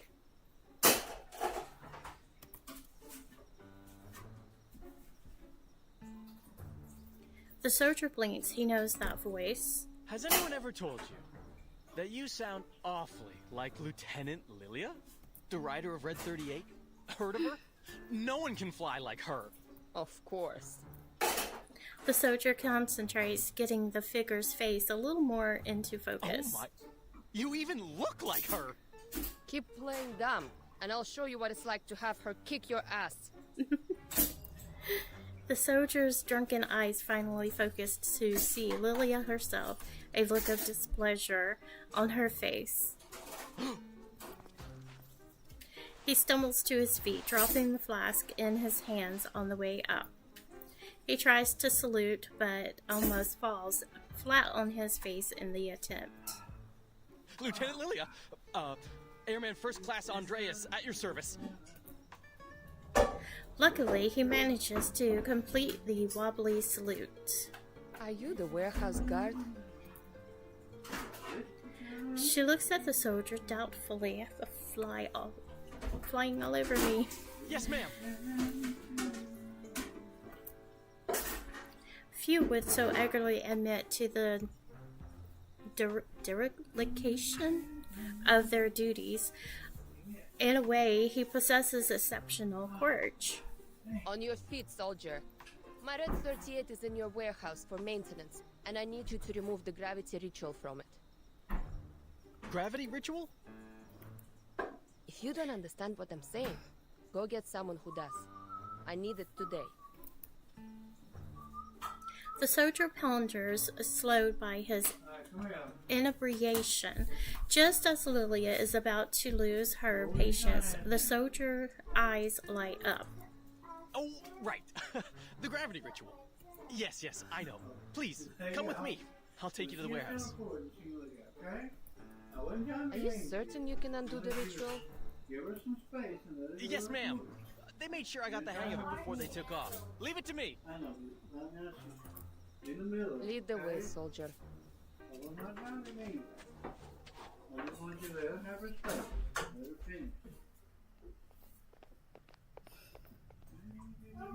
They stand side by side in the factory, the wooden crate before them. Open it. Kenny? Oh, I remember this package. What? I thought it was some kind of joke, or someone with the same name as you sent the package. Who would have thought that you'd come to Texas yourself? He rambles on. Lilia's patience is coming to an end. Hurry up, soldier. Open the crate. Now. Patience. Ma'am, I know you want to do this quick, but... No, it's not. I haven't been authorized to do this incantation. If you can't do it, find me someone who can. I won't say it a third time. Truth be told, there's no one else to turn to. I'm the only one left. I was made an airman first class to do this job.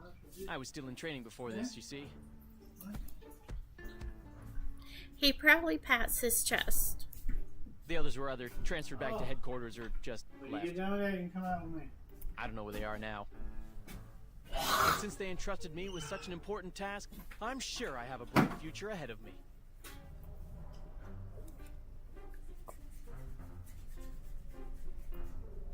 You just said you aren't authorized, not that you don't have the ability, right? I have two options for you. One, remove the ritual now. Or two, I beat your ass, and then you remove the ritual. Well... Choose! No more gibbering.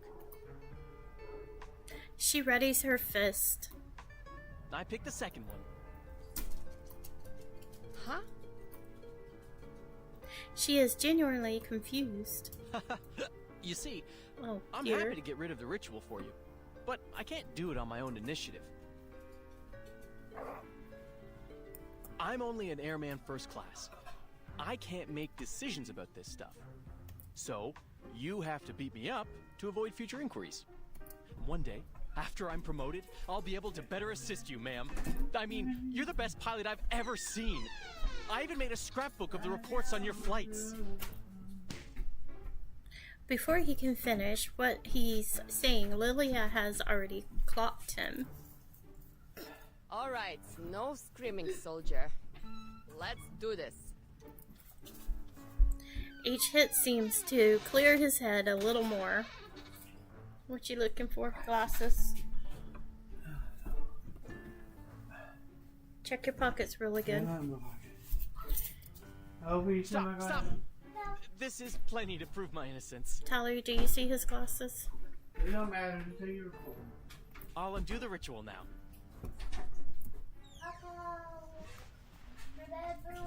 He squats down and performs the necessary movement around the crate. There's a flash of light and the crate opens. You almost blinded me there. She eagerly grabs the red 38 and feels the familiar touch of the cold metal in her palm. Thanks, soldier. There's one more thing. Yes, ma'am. Do you know why Zeno pulled out of here so suddenly?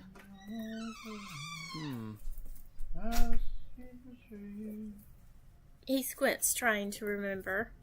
They said it was an order from the top. The top? And that's all I was told. But word is, it was because Admiral Igor got real mad about the video leak of the vacuum bomb. But that's just a rumor. Ever since the evacuation, strange things have started to happen. Such as? We started getting visitors from this group called the Order of Enlightenment. And now the farmers have stopped tending their fields. The cattle and sheep have been abandoned in the wilderness. All the townsfolk do now is go to these gatherings, hoping that the sufferer will bring them eternal joy. I don't know who this sufferer is, but he ain't doing any good here. Where do those people stay? In the town?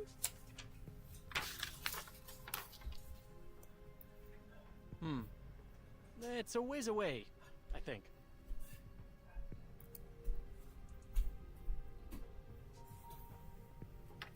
Hang on.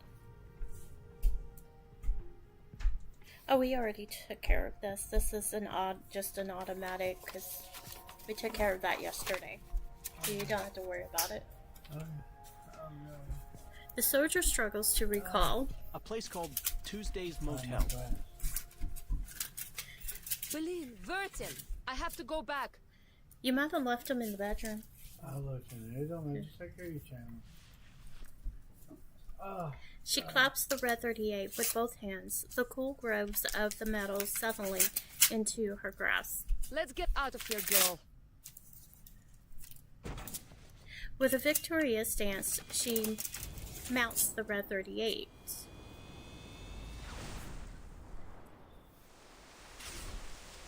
A silver light trances an arc in the sky as the pilot leaves the factory and disappears into the night. Safe travels, ma'am! The young soldier calls out after her, his voice soon swallowed by the night.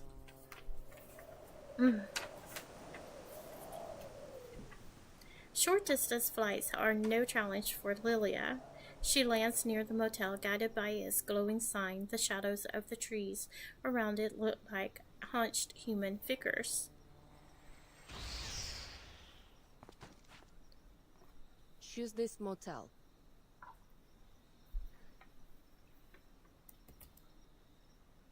She locks in on to her destination and is about to proceed when she feels something tap her on the shoulder from behind. Hello. Can you give me a ride? I can't help you. Ask someone else. Can you give me a ride? I said I can't help you. The repeated questions are getting on her nerves. She swivels around, ready to give the questioner a piece of her mind, but freezes on the spot. It's a ghost. There's a girl wearing an outdated outfit. Her face has no discernible features, like it's been smoothed over with a cement. Oh. Can I have some chocolate? The faceless girl holds out a candy wrapper. I met a kind man who gave me some chocolate. Is this old? I've never tasted anything. What?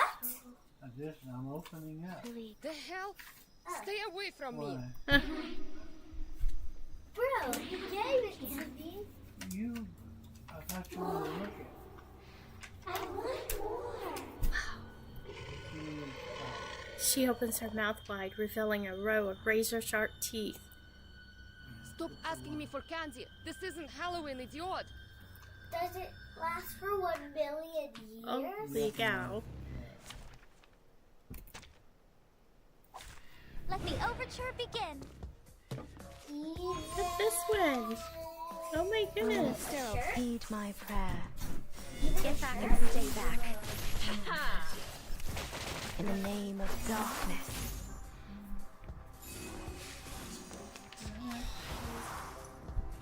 What kind of critter is that? What an awful racket you made. Dumbass. Wear gloves. Oh, Do you have any requests? My next performance, bubbles bursting. Go where? Losing my patience. Oh. Freeze past your etiquette. Saxophones and a bandura. your punishment will As you come. wish. Watch out for Luke will foresee your Listen rending. up. tails because they're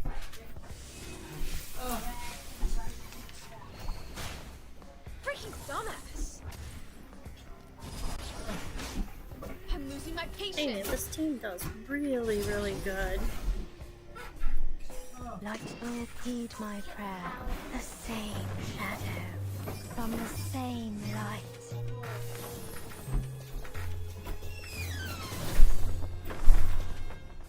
Get back and stay back. Alright. Huh?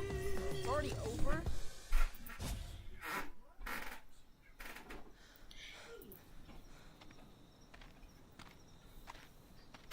Hey.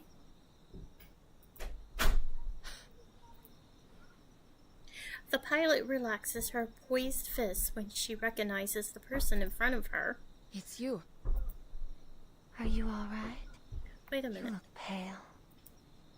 You shouldn't sneak up on people like that. I could have hurt you. My apologies. But you're safe now that you're at the motel. No need to be frightened. Didn't you see what just happened?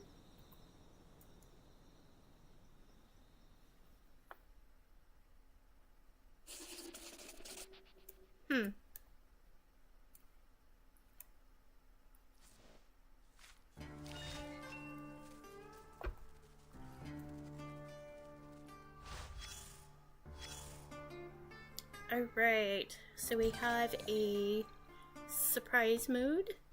Let's give that a shot. Let the overture begin.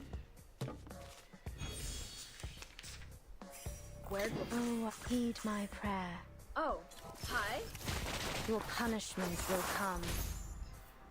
Be I'm gone. really liking Willow. I'm losing my patience. Freaking dumbass.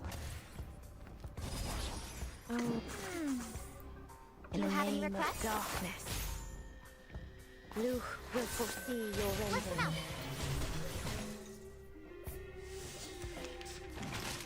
Freaking dumbass.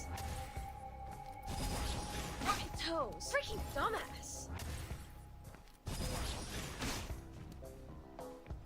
Light will sterilize.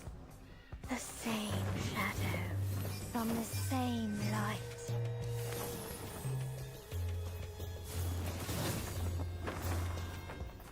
Get back and stay back. Oh, hi. Ugh, freaking dumbass. Freaking dumbass. What? Saxophone's end. A Get out of here. As you wish. Please enjoy.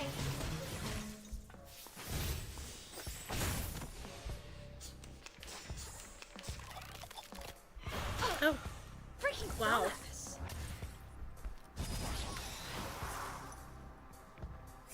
Oh, Saxophone's end. A bandura. in the name of As you wish. darkness. This team is really holding their own. My next performance. Proud of them. Bubbles bursting.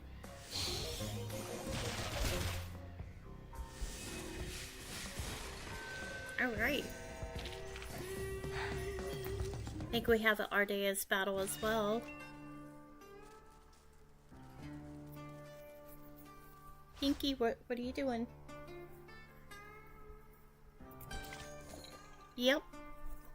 Insight 2, level 15. Okay, let's see if they can hold up to Ardea's level. Overture begin. Where? Oh, heed my prayer. Oh, hi. Get back and stay back.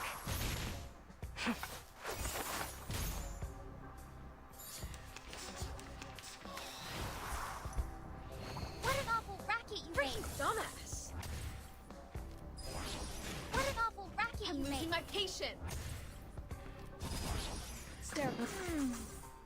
Get Do you out have of any here. requests? In the name of darkness.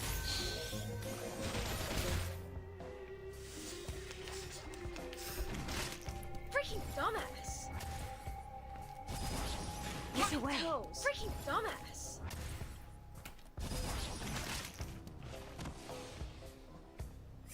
Saxophone. Do you have any requests? My next performance, Bubbles Bursting. I dedicate this song to you.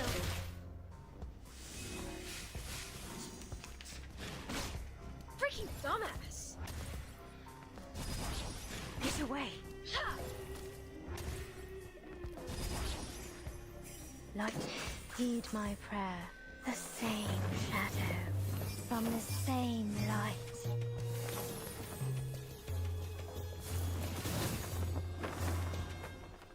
Now for the crescendo with Fortissimo Oh, that's neat. Lucy. Yeah.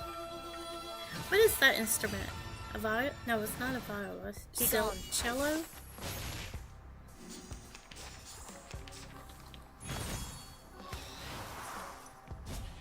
Oh, heed Saxophone's end. A in bandura. the name of As darkness. you wish. Get back and stay back. Listen up.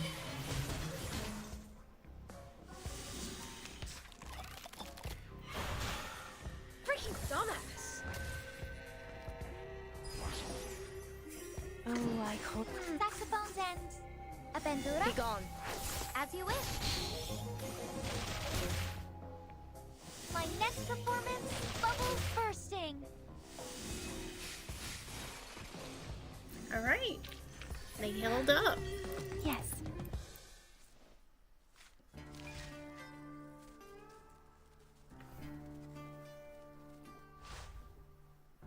Okay, looks like we have two things here. Discipline. Hastily written lines in a standard issue notebook, as clear and powerful as the lieutenant who wrote them. Read the record. Date of record September 20, 1990. Recorded by Lieutenant Mulder. Subject Admiral Igor's recent actions. This week, Admiral Igor addressed the conduct of 3 subordinates and implemented the following measures. Captain L. Harris. Transgression. Ineffective leadership during training, resulting in subpar exercise performance. Admiral Agar's action. Issued a severe warning and reassigned from current position. Sergeant K. Rodriguez. Transgression. Breach of military discipline, unauthorized absence from duty. Wow. Admiral Igor's action. Gave a severe reprimand and imposed 3 days of confinement. Lieutenant J. Davis. Transgression. Failure to complete assigned tasks within the designated time frame. Admiral Igor's action. Issued a severe warning and assigned additional personnel to assist with the investigation. The source of the leak has been identified as Stefan Garcia, and that's the one that just shot himself. Leaked content, vacuum bomb explosion footage. Hey, Pinky! I am so sorry. My son orders something. Pinky! Come here.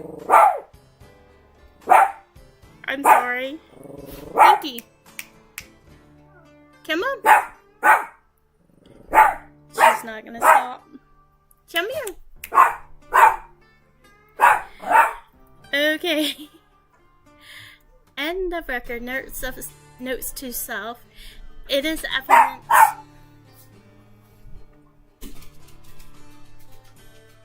Okay. It is evident that the Admiral's stringent measures are aimed at reinforcing military discipline.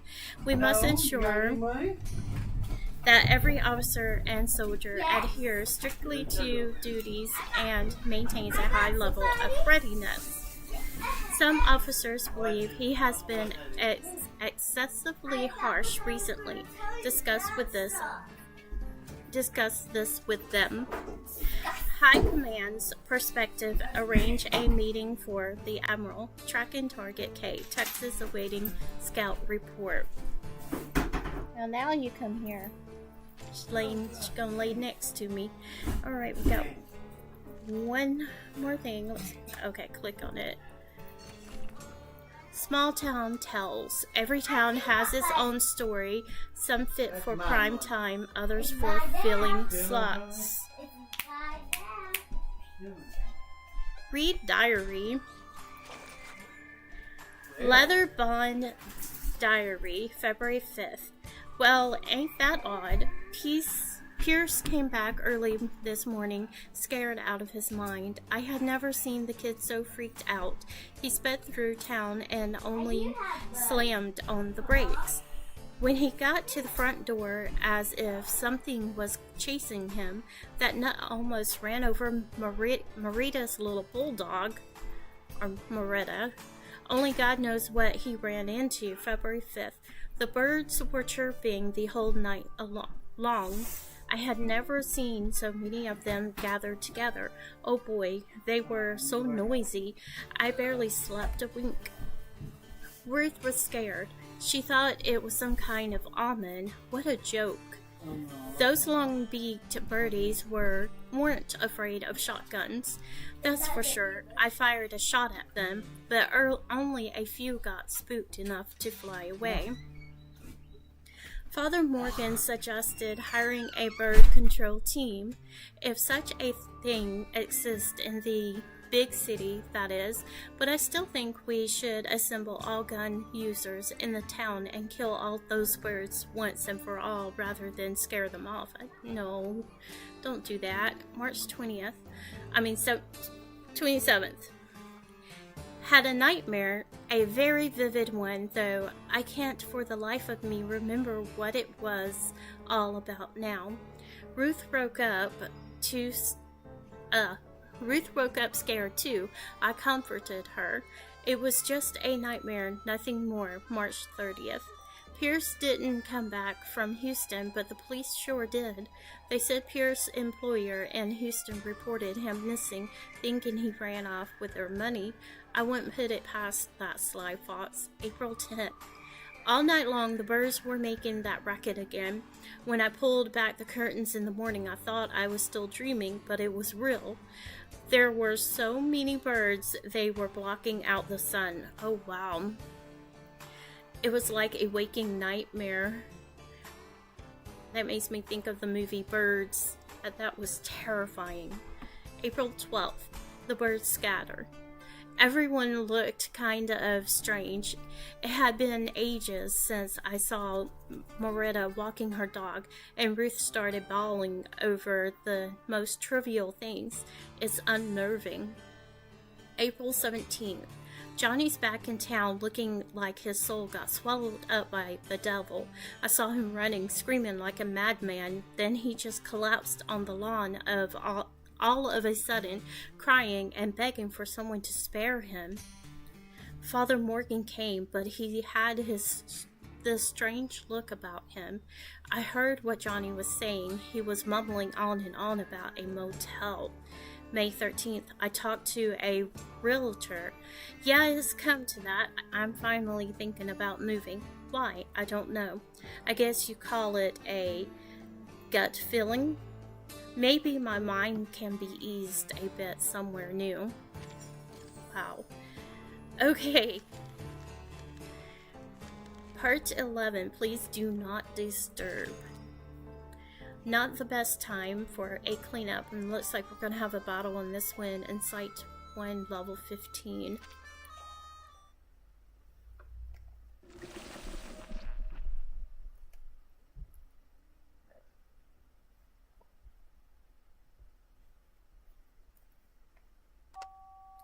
Argus presses the speaker button on the telephone.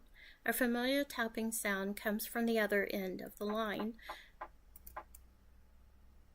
That's Morse code.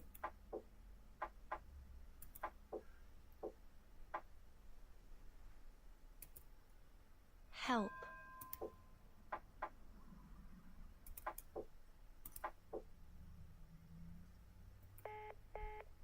It's Barbara. B-A-A. Is that the sound of a sheep? Barbara needs help. Too, huh? Ain't no way that's a human on the other end. It's gotta be some kind of animal. Animal? Based on those sounds and the tracks and the dust, I figure it's something small, like a... She stops. One sec, boss. She fishes something out of her pocket and pops it into her mouth. Plasma candy. Using your arcane skill so frequently must be tiring. You should take a break. The job ain't done yet. Far too early to rest. Don't worry, boss. It's just a condition that runs in my family. No biggie. What are its side effects? Boss, you expect a merc to reveal her weakness? We ain't that close yet. One thing I can tell you, though, is that I suffer the side effects as long as my eyes are open. Luckily, I've got cutting-edge technology at my disposal. She holds up the candy between her fingers. They're safe, efficient, and most importantly, satisfy my sweet tooth. They may be called candy, but they're actually medicine and ought to be used following medical instructions. You should know that. Give me a break, boss. What do doctors know about my life? I use these candies whenever I need them. Ain't that the whole point? But... Argus motions for her to be quiet. Shh. Did you hear that? Hear what? Argus lowers her voice. A heartbeat. Right outside the door. Someone's eavesdropping on us.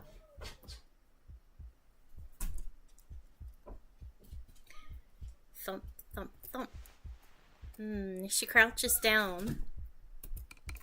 With a faint click, she loads up her shotgun. Then she swiftly turns the door handle. It's Kimberly. The eavesdropping girl nearly falls forward into the room as the door swings open. Care to explain why you're here, Ms. Kimberly? Just how obsessed are you with Mr. Stefan, huh? Even now, After his death?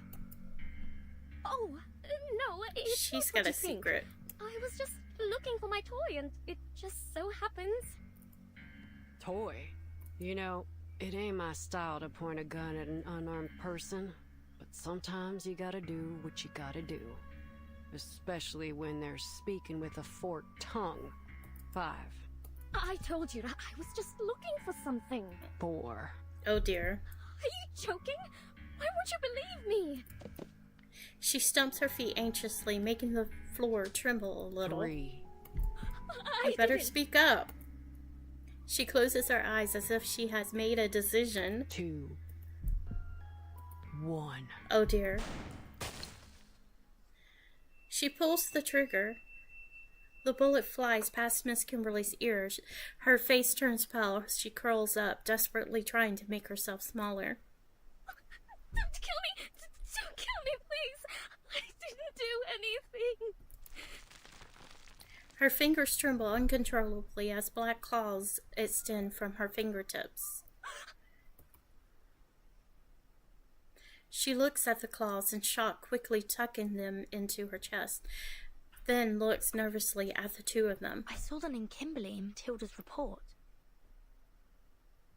I thought it was just a coincidence, but now I realise it wasn't. Miss Kimberly, you're a member of Manus Vindictae, aren't you? I swear, I didn't do anything wrong. All I did was follow my partner like the people in black told me to. Who's your partner?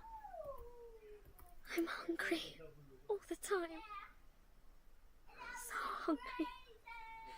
Oh, how I envy the likes of you. You can store your food in so many ways. You have enough bread and water in your barns to last an entire winter. Your pastures are full of meat and dairy products. But my food? I promise, all I'm trying to do is get back what I lost. There's no need to be afraid. We won't hurt you, as long as you tell me the name of your partner. Miss Kimberly's eyes dart around. If I tell you her name, will you let me go? That depends on your sincerity. She's called Miss Grace. What's your purpose here? I don't know. Those people in black told me to follow Miss Grace's orders, but she hasn't asked me to do anything since we got here. She must be hiding something from me, but I couldn't care less. I just want to eat. She speaks earnestly, but her other hand pulls something out of her pocket. She gives a sly smile and crushes the item in her hand, releasing a veil of thick black smoke. You annoying little brats can catch me in your dreams. She's casting a teleport ritual. Oh. Argus, your assistant. We can't let her get away. Dang. Let's kill time together.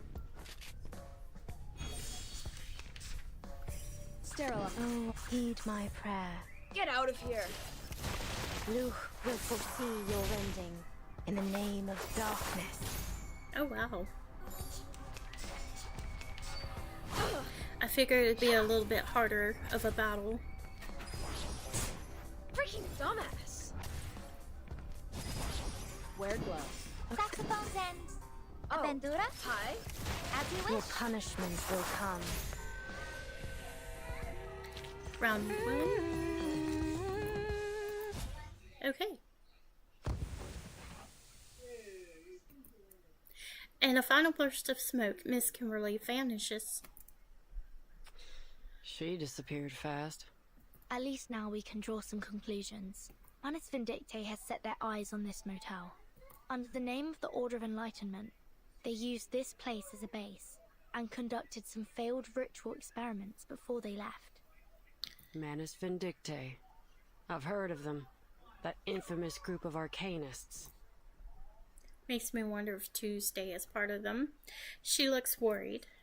If Kayla falls into their hands, things won't turn out she well, has. will they? I wouldn't worry too much. They usually only target pure-blooded arcanists. Alright, that's a relief. Kayla's bloodline is 100% human. But why would Manus Vindicte choose to come here specifically? What are they trying to do?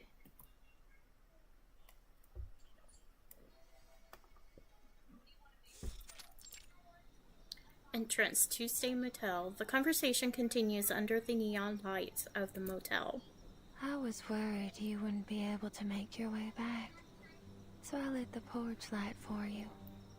Oh, but how annoying that these moths keep fluttering around. Cut the crap, lady. Where's Vertin? Take me to her. I rarely turn on this light. My baby never gets lost, you see. She gives a faint smile. But a young, spirited child such as yourself always needs a light to lead the way. Am I right? To the weary traveler, this light is a shelter. To a child, it's a mother. And to you, what does this light mean to you? The maid's face flushes red. No matter who they are, people need a light to shine through the darkness, to chase away their fears. Don't you agree? Are you a member of the Order of Enlightenment? I think she is. Order of Enlightenment? Oh, you mean those troublesome guests? Guests? The maid ignores her question and continues talking to herself. I don't like them one bit. They've scribbled all over the place and made a mess of the rooms. They hurt my baby. Oh, my poor baby. Shh, don't be scared. Everything's all right now. She gently comforts the child in her arms, patting the swaddling cloth softly. Are they still here? Oh, of course. They made an offer that I couldn't refuse. After all. How much did they pay you? Oh, you are naive, my sweet child. There are countless things in this world that money can't buy. A traveler can't buy the sudden appearance of a hotel at just the right time. A crying child can't buy the comforting embrace of their mother. And I can't buy that thrilling satisfaction brought by sweet darkness. The maid's near neurotic muttering is getting on Lilia's nerves. Enough of your endless rambling. I can't waste any more time talking to you. I can't. With every blink, Lilia's sight becomes increasingly blurred. She can just about make out the maid's smile. She gently soothes the dazed pilot. Sweet Dad, just leave everything to the adults. Yes, what a good child you are. She flips the sign on the door to "Do Not Disturb." Okay. To be continued. Lilia has gotten herself into some trouble there. Is that baby really a human child or is it a critter? Necessary buys. She's a reliable and attentive owner of the motel, always making sure her supplies are well stocked, even those that her guests may not need. Read the list. Motel shopping list, August 1989. Bought Blue Jay coffee, 5 pounds with filters. River Valley bed sheets, 15 sets. Going through these two. Fast need a countermeasure. Second-hand TV, 1 set. A good deal. Haunted, spooky shadows within. The seller said, "Ha! Sold." Cowboy brand toolkit, 1 set. October 1989. Bought Thanksgiving decoration, 1 set. Pecan Groove air fresheners, 1 dozen. Blood stain trick is too simple. Need to have a word with it. Okay. Light of the South bulbs, 1 dozen, pretty crumby, but affordable and useful. Fresh cream, 3 pints from Old Stewart's Ranch. Yum. Maybe get some candy next time. November 1989. Bought. Texas Trail Candy, 5 boxes. Yum. Marigold body wash, 1 dozen. Smells too strong. January 1990. Bought. 7-star tea bag, 3 boxes. Fresh rinsed butter, 15 pounds. River Valley bed sheets, 12 sets. Hope this batch lasts longer. Sold. Secondhand TV, 1 set. Sorry, darling, but it's time to say goodbye. Alright. And that covers it for part 11. Part 12, The Girl and the Hound. Eyes forward, Argus, don't look back.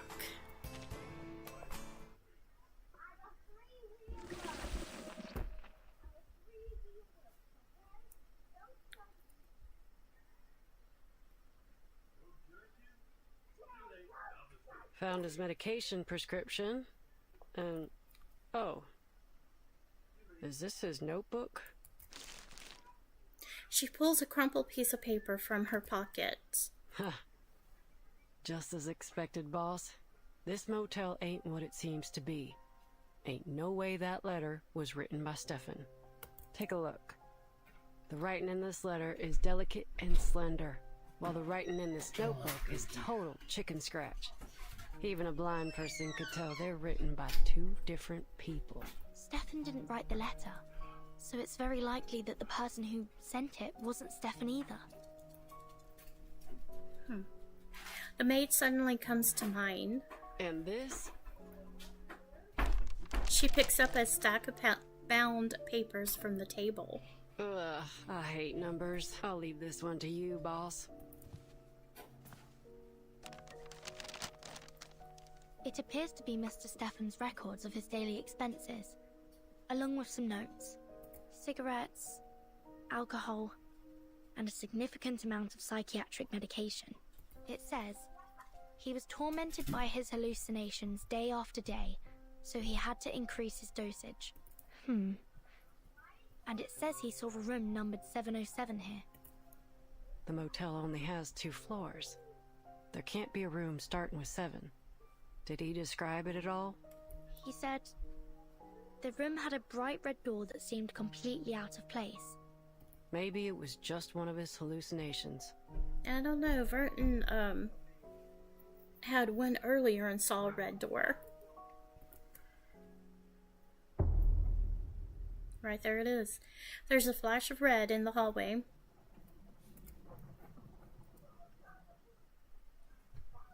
No, it's not that. He also saw all kinds of things. A pair of twins in the hallway, long hair hanging from the ceiling, and he saw Barbara, but assumed she was another hallucination.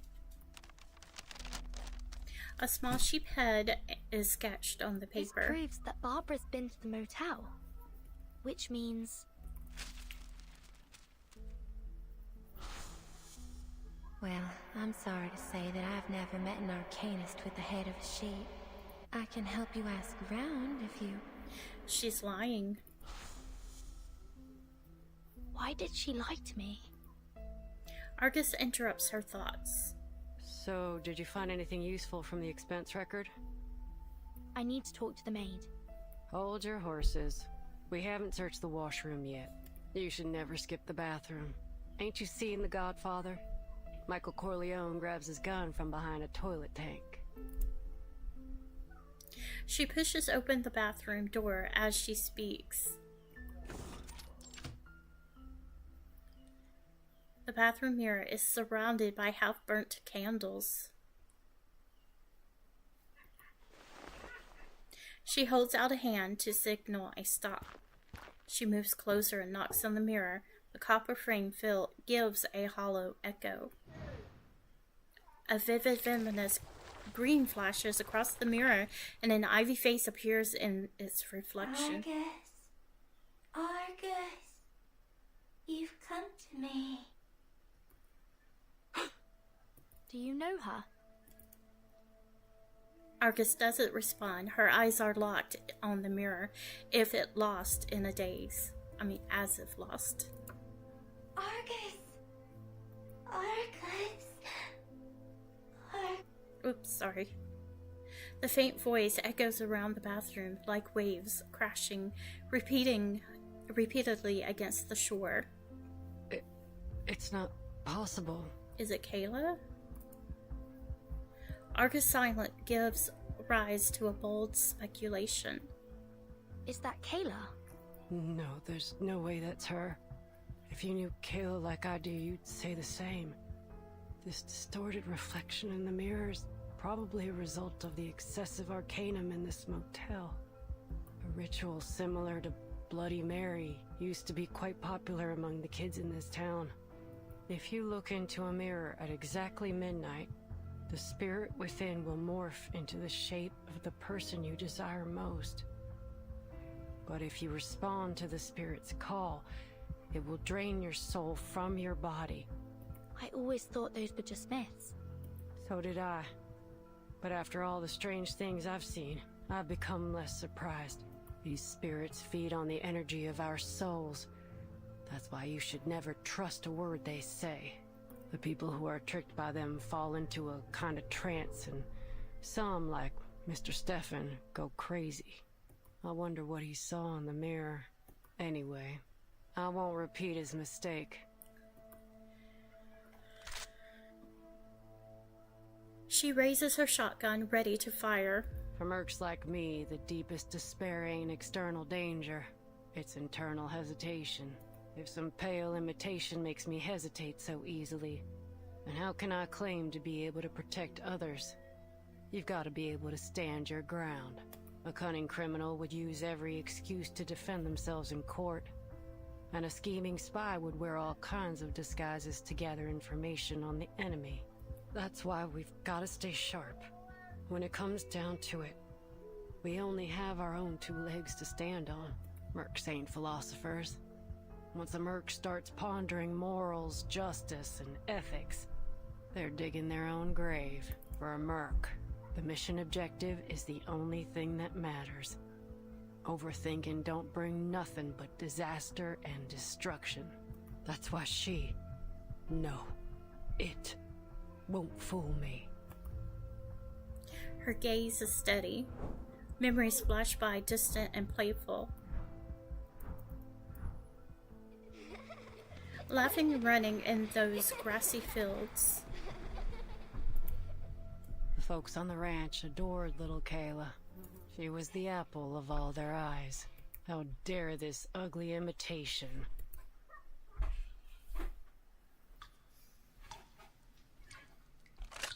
She forcefully loads.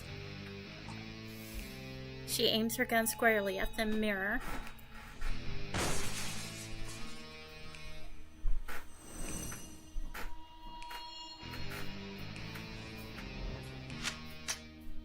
Here's my response. Did it just went back together?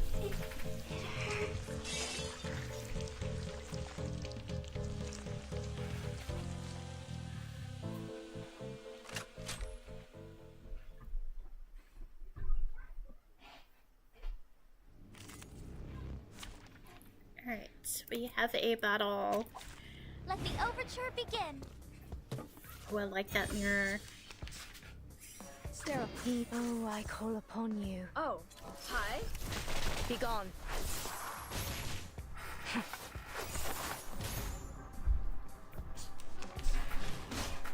I'm losing my patience. Just grant.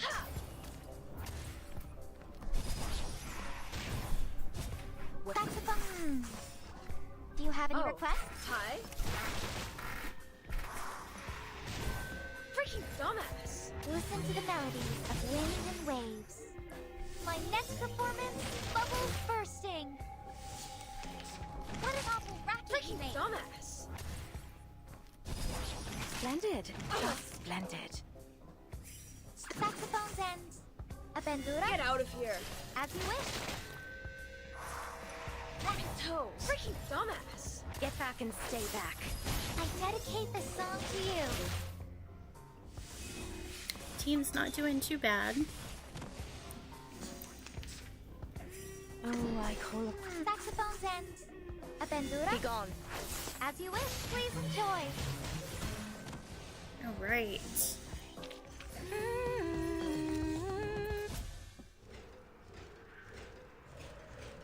Argus. Argus. You've come to me.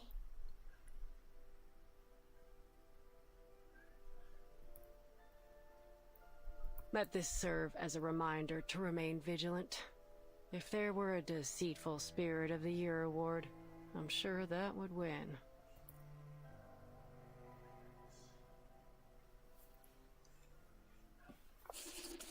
Me just to get back with Lilia.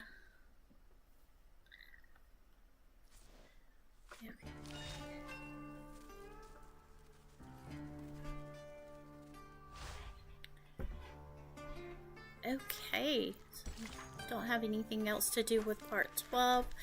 And part 13, the churning stomach. The churning stomach. Again and again and again. Huh. That don't sound too good. That's gotta be with Lilia. Oh dear.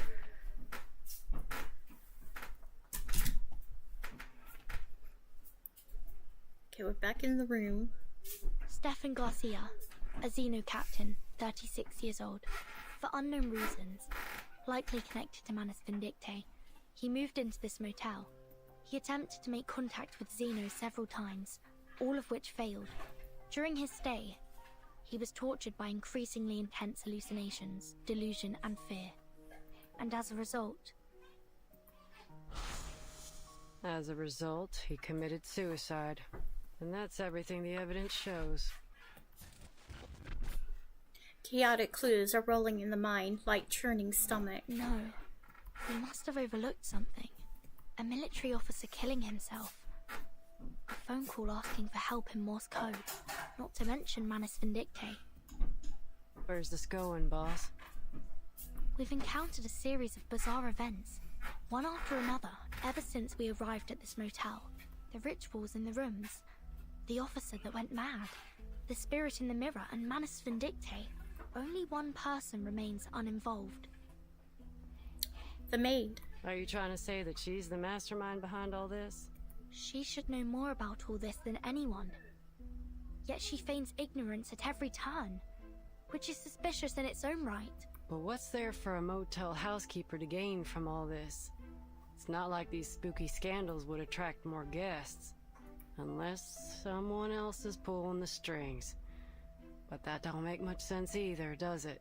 When all these unusual things happened, she was happy to stand by and watch. But by whose orders? Some larger, more mysterious organization? Give me a break. What if she doesn't desire money or power? So what you're saying is that you need to ask Little Miss Maid a couple more questions. Precisely. Argus sighs. That spirit morphed into Kayla, so it must have seen her face at some point.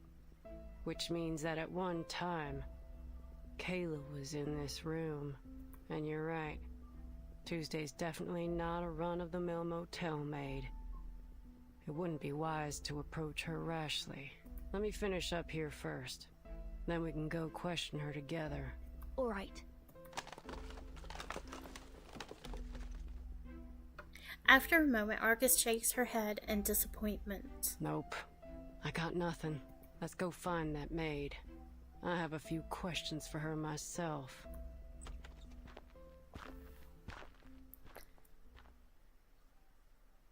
She makes her way across the room and opens the door. She freezes. The body Where'd is the gone. body go? The corpse that had been lying in the hallway has vanished, leaving only a pool of blood on the floor. Ain't no signs of dragon neither. Who and how? The ringing echoes through the doorway. The phone again. What do you think? Should we answer it? I bet it... Yeah. I think it's Barbara.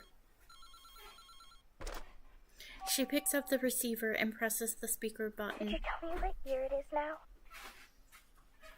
That looks like Barbara right there. A soft voice plays through the speaker. Who's this? This is Barbara.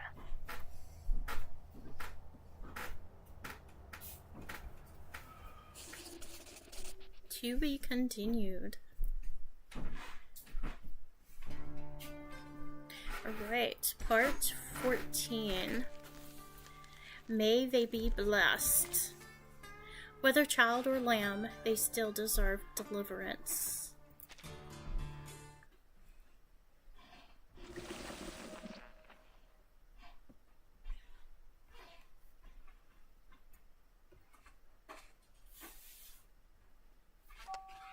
The voice on the other end continues. Wonderful. I can talk over the phone now. The wind must still be wandering nearby. That's good to hear. Are you an editor for Atu? There's a sigh of relief. Yes, I am. But before we continue our conversation, could you please tell me what year it is now? 1990. I see. A year? The frail voice steadies. Miss Barbara, can I meet you in person? You want to meet me? Yes. I'm Vertin, the timekeeper of the St. Pavlov Foundation. I was sent to ask you about Erd's whereabouts, but you don't seem to be in a favorable situation right now. Miss Burton, I couldn't possibly locate Erd's whereabouts. The whispers of the wind can't reach this room. The whispers of the wind?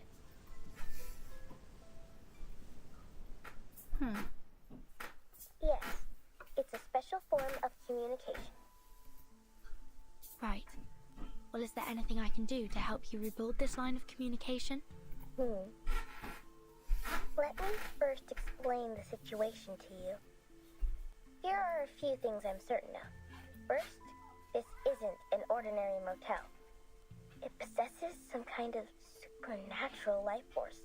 Before checking in, I interviewed some of the residents nearby. They all mentioned eerie rumors centered around the motel these past few months. Yes, we've encountered some bizarre events here, like real-life urban legends. Second, I'm not trapped in a red room. This room is in the same motel as yours.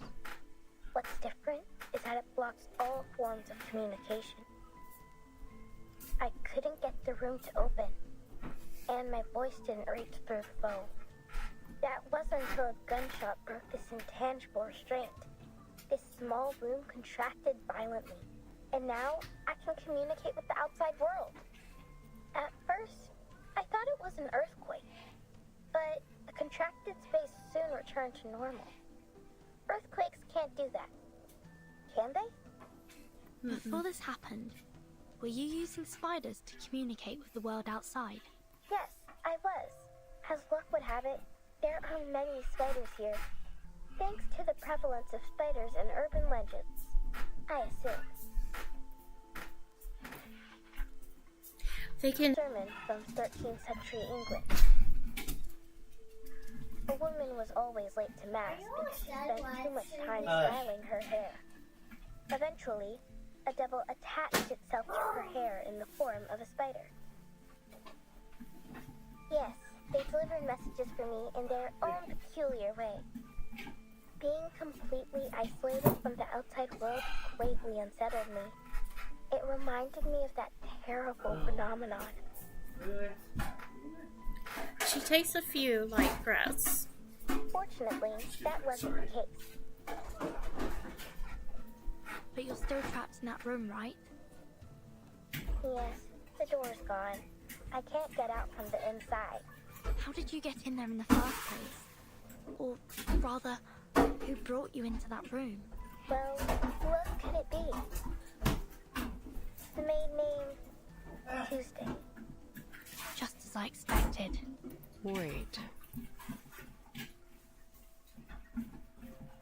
The mercenary cuts in. You're the driver who left me on the road, right? I remember your voice. Yeah, it's me. I actually changed my mind and turned back to get you, but you were gone by the time I arrived. I guess that's when you came to this motel, right? Yes, Tutu saw me and invited me here. Oh. Did you want to ask me something? Have you seen a girl of about 5'3" here? In a white dress, curly chestnut-colored hair, green eyes, small hands. I may have seen her. When I first arrived, I saw a girl who matched your description coming down the hallway. She was carrying an empty basket. I presumed that she'd been shopping in the town nearby.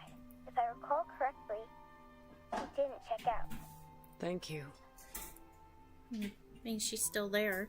She slumps her shoulders and the light in her eye dims. She says no more. How can we find this room? It's just in the hallway, number 707. Look for a door covered in red.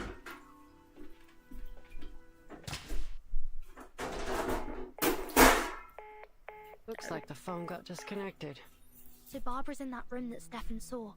Number 707. I'm going to find it. What about you? Heading into town for Kayla? After a brief silence, Argus speaks. I did notice a weird spot in the hallway earlier. The maid's footprints were going back and forth like there was an entrance there. But I didn't see no signs of a door. She scratches her head with the barrel of her gun. I wouldn't be surprised if you died by your own gun one day. That'd be a memorable way to go. Alright, enough kidding around. She perks up. Our little Miss Maid tried so very hard to hide Barbara from us, but I guess the lamb's out of the bag now. Yes, it's all crystal clear now. Let's go. Hold up a sec, boss. She bites her lip. Do you have any candies? I'm running on fumes here, and I ain't got no way to replenish my stash. Oh, dang. Asking for help seems very difficult for her. She pulls a few pieces of candy from her pocket and places them in Argus' palm. Us and Barbara will be out of here soon, and you'll find some candy in Kyla in town.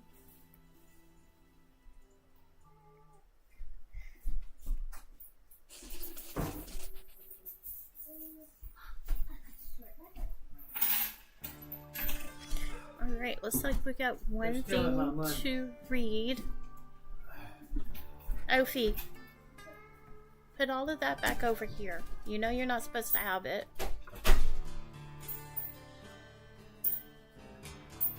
Okay, let's read this real quick. 20th Century Miracles details a significant event of the late 20th century. Essential reading. Read the report. Methods. Through the aid of voluntary donations, the research team extracted the nucleus from a female Arcanist genetic mother A and an enucleated egg cell from a female human genetic mother B. The nucleus was cultivated and processed to enhance its receptivity to new genetic instructions.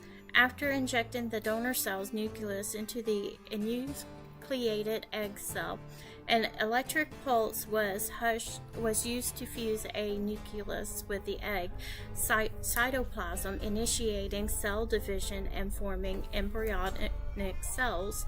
During this process, the ratio of Arcanist to human genetic material was adjusted to be nearly equal.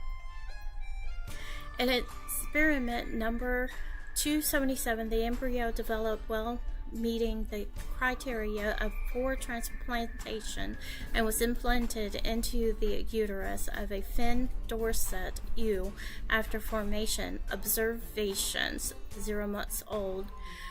The subject was born through natural delivery with 60.05% Arcanist genetic material and 39.95% human genetic material, not achieving the expected complete balance, but still proving that the adult somatic cells of an Arcanist can be programmed and adjusted through cloning technology.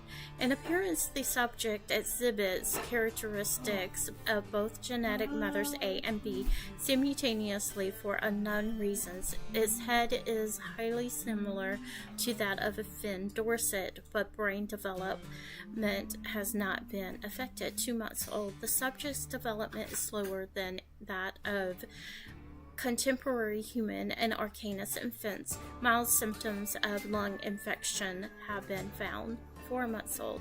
The subject's development is slower than that of contemporary human and Arcanus infants, but it shows significant responses to music and human language with a consistent reaction to specific sounds.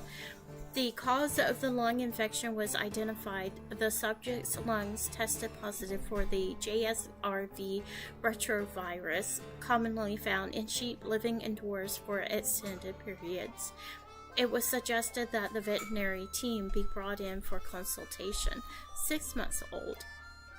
The subject's physical development is slower than that of contemporary human and Arcanus infants and may stop developing prematurely. Sterile Room staff reported that the subject began consciously mimicking communication behaviors as expected. Educational classes and moral guidance videotapes were initiated. The lung infection worsened, and the subject showed a strong allergic reaction to chemical fiber products. 10 months old. The subject can engage in rudimentary communication, exhibiting good brain development. Multiple tests have confirmed that American country music is effective in alleviating the subject's allergic reactions, the cause of which is yet to be determined. 22 months old. The subject performed excellently in communication and intelligence tests, possessing the intelligence level of a 7-year-old human child. That's wow. 23 months old. Bone tests indicated the subject's physical development will cease completely by the age of 12. Wow. Alright, okay, that completes that. That is all we're gonna do today. I will pick back up. I may finish the rest tomorrow in a live stream. I'm not sure yet. As always, thank you for watching.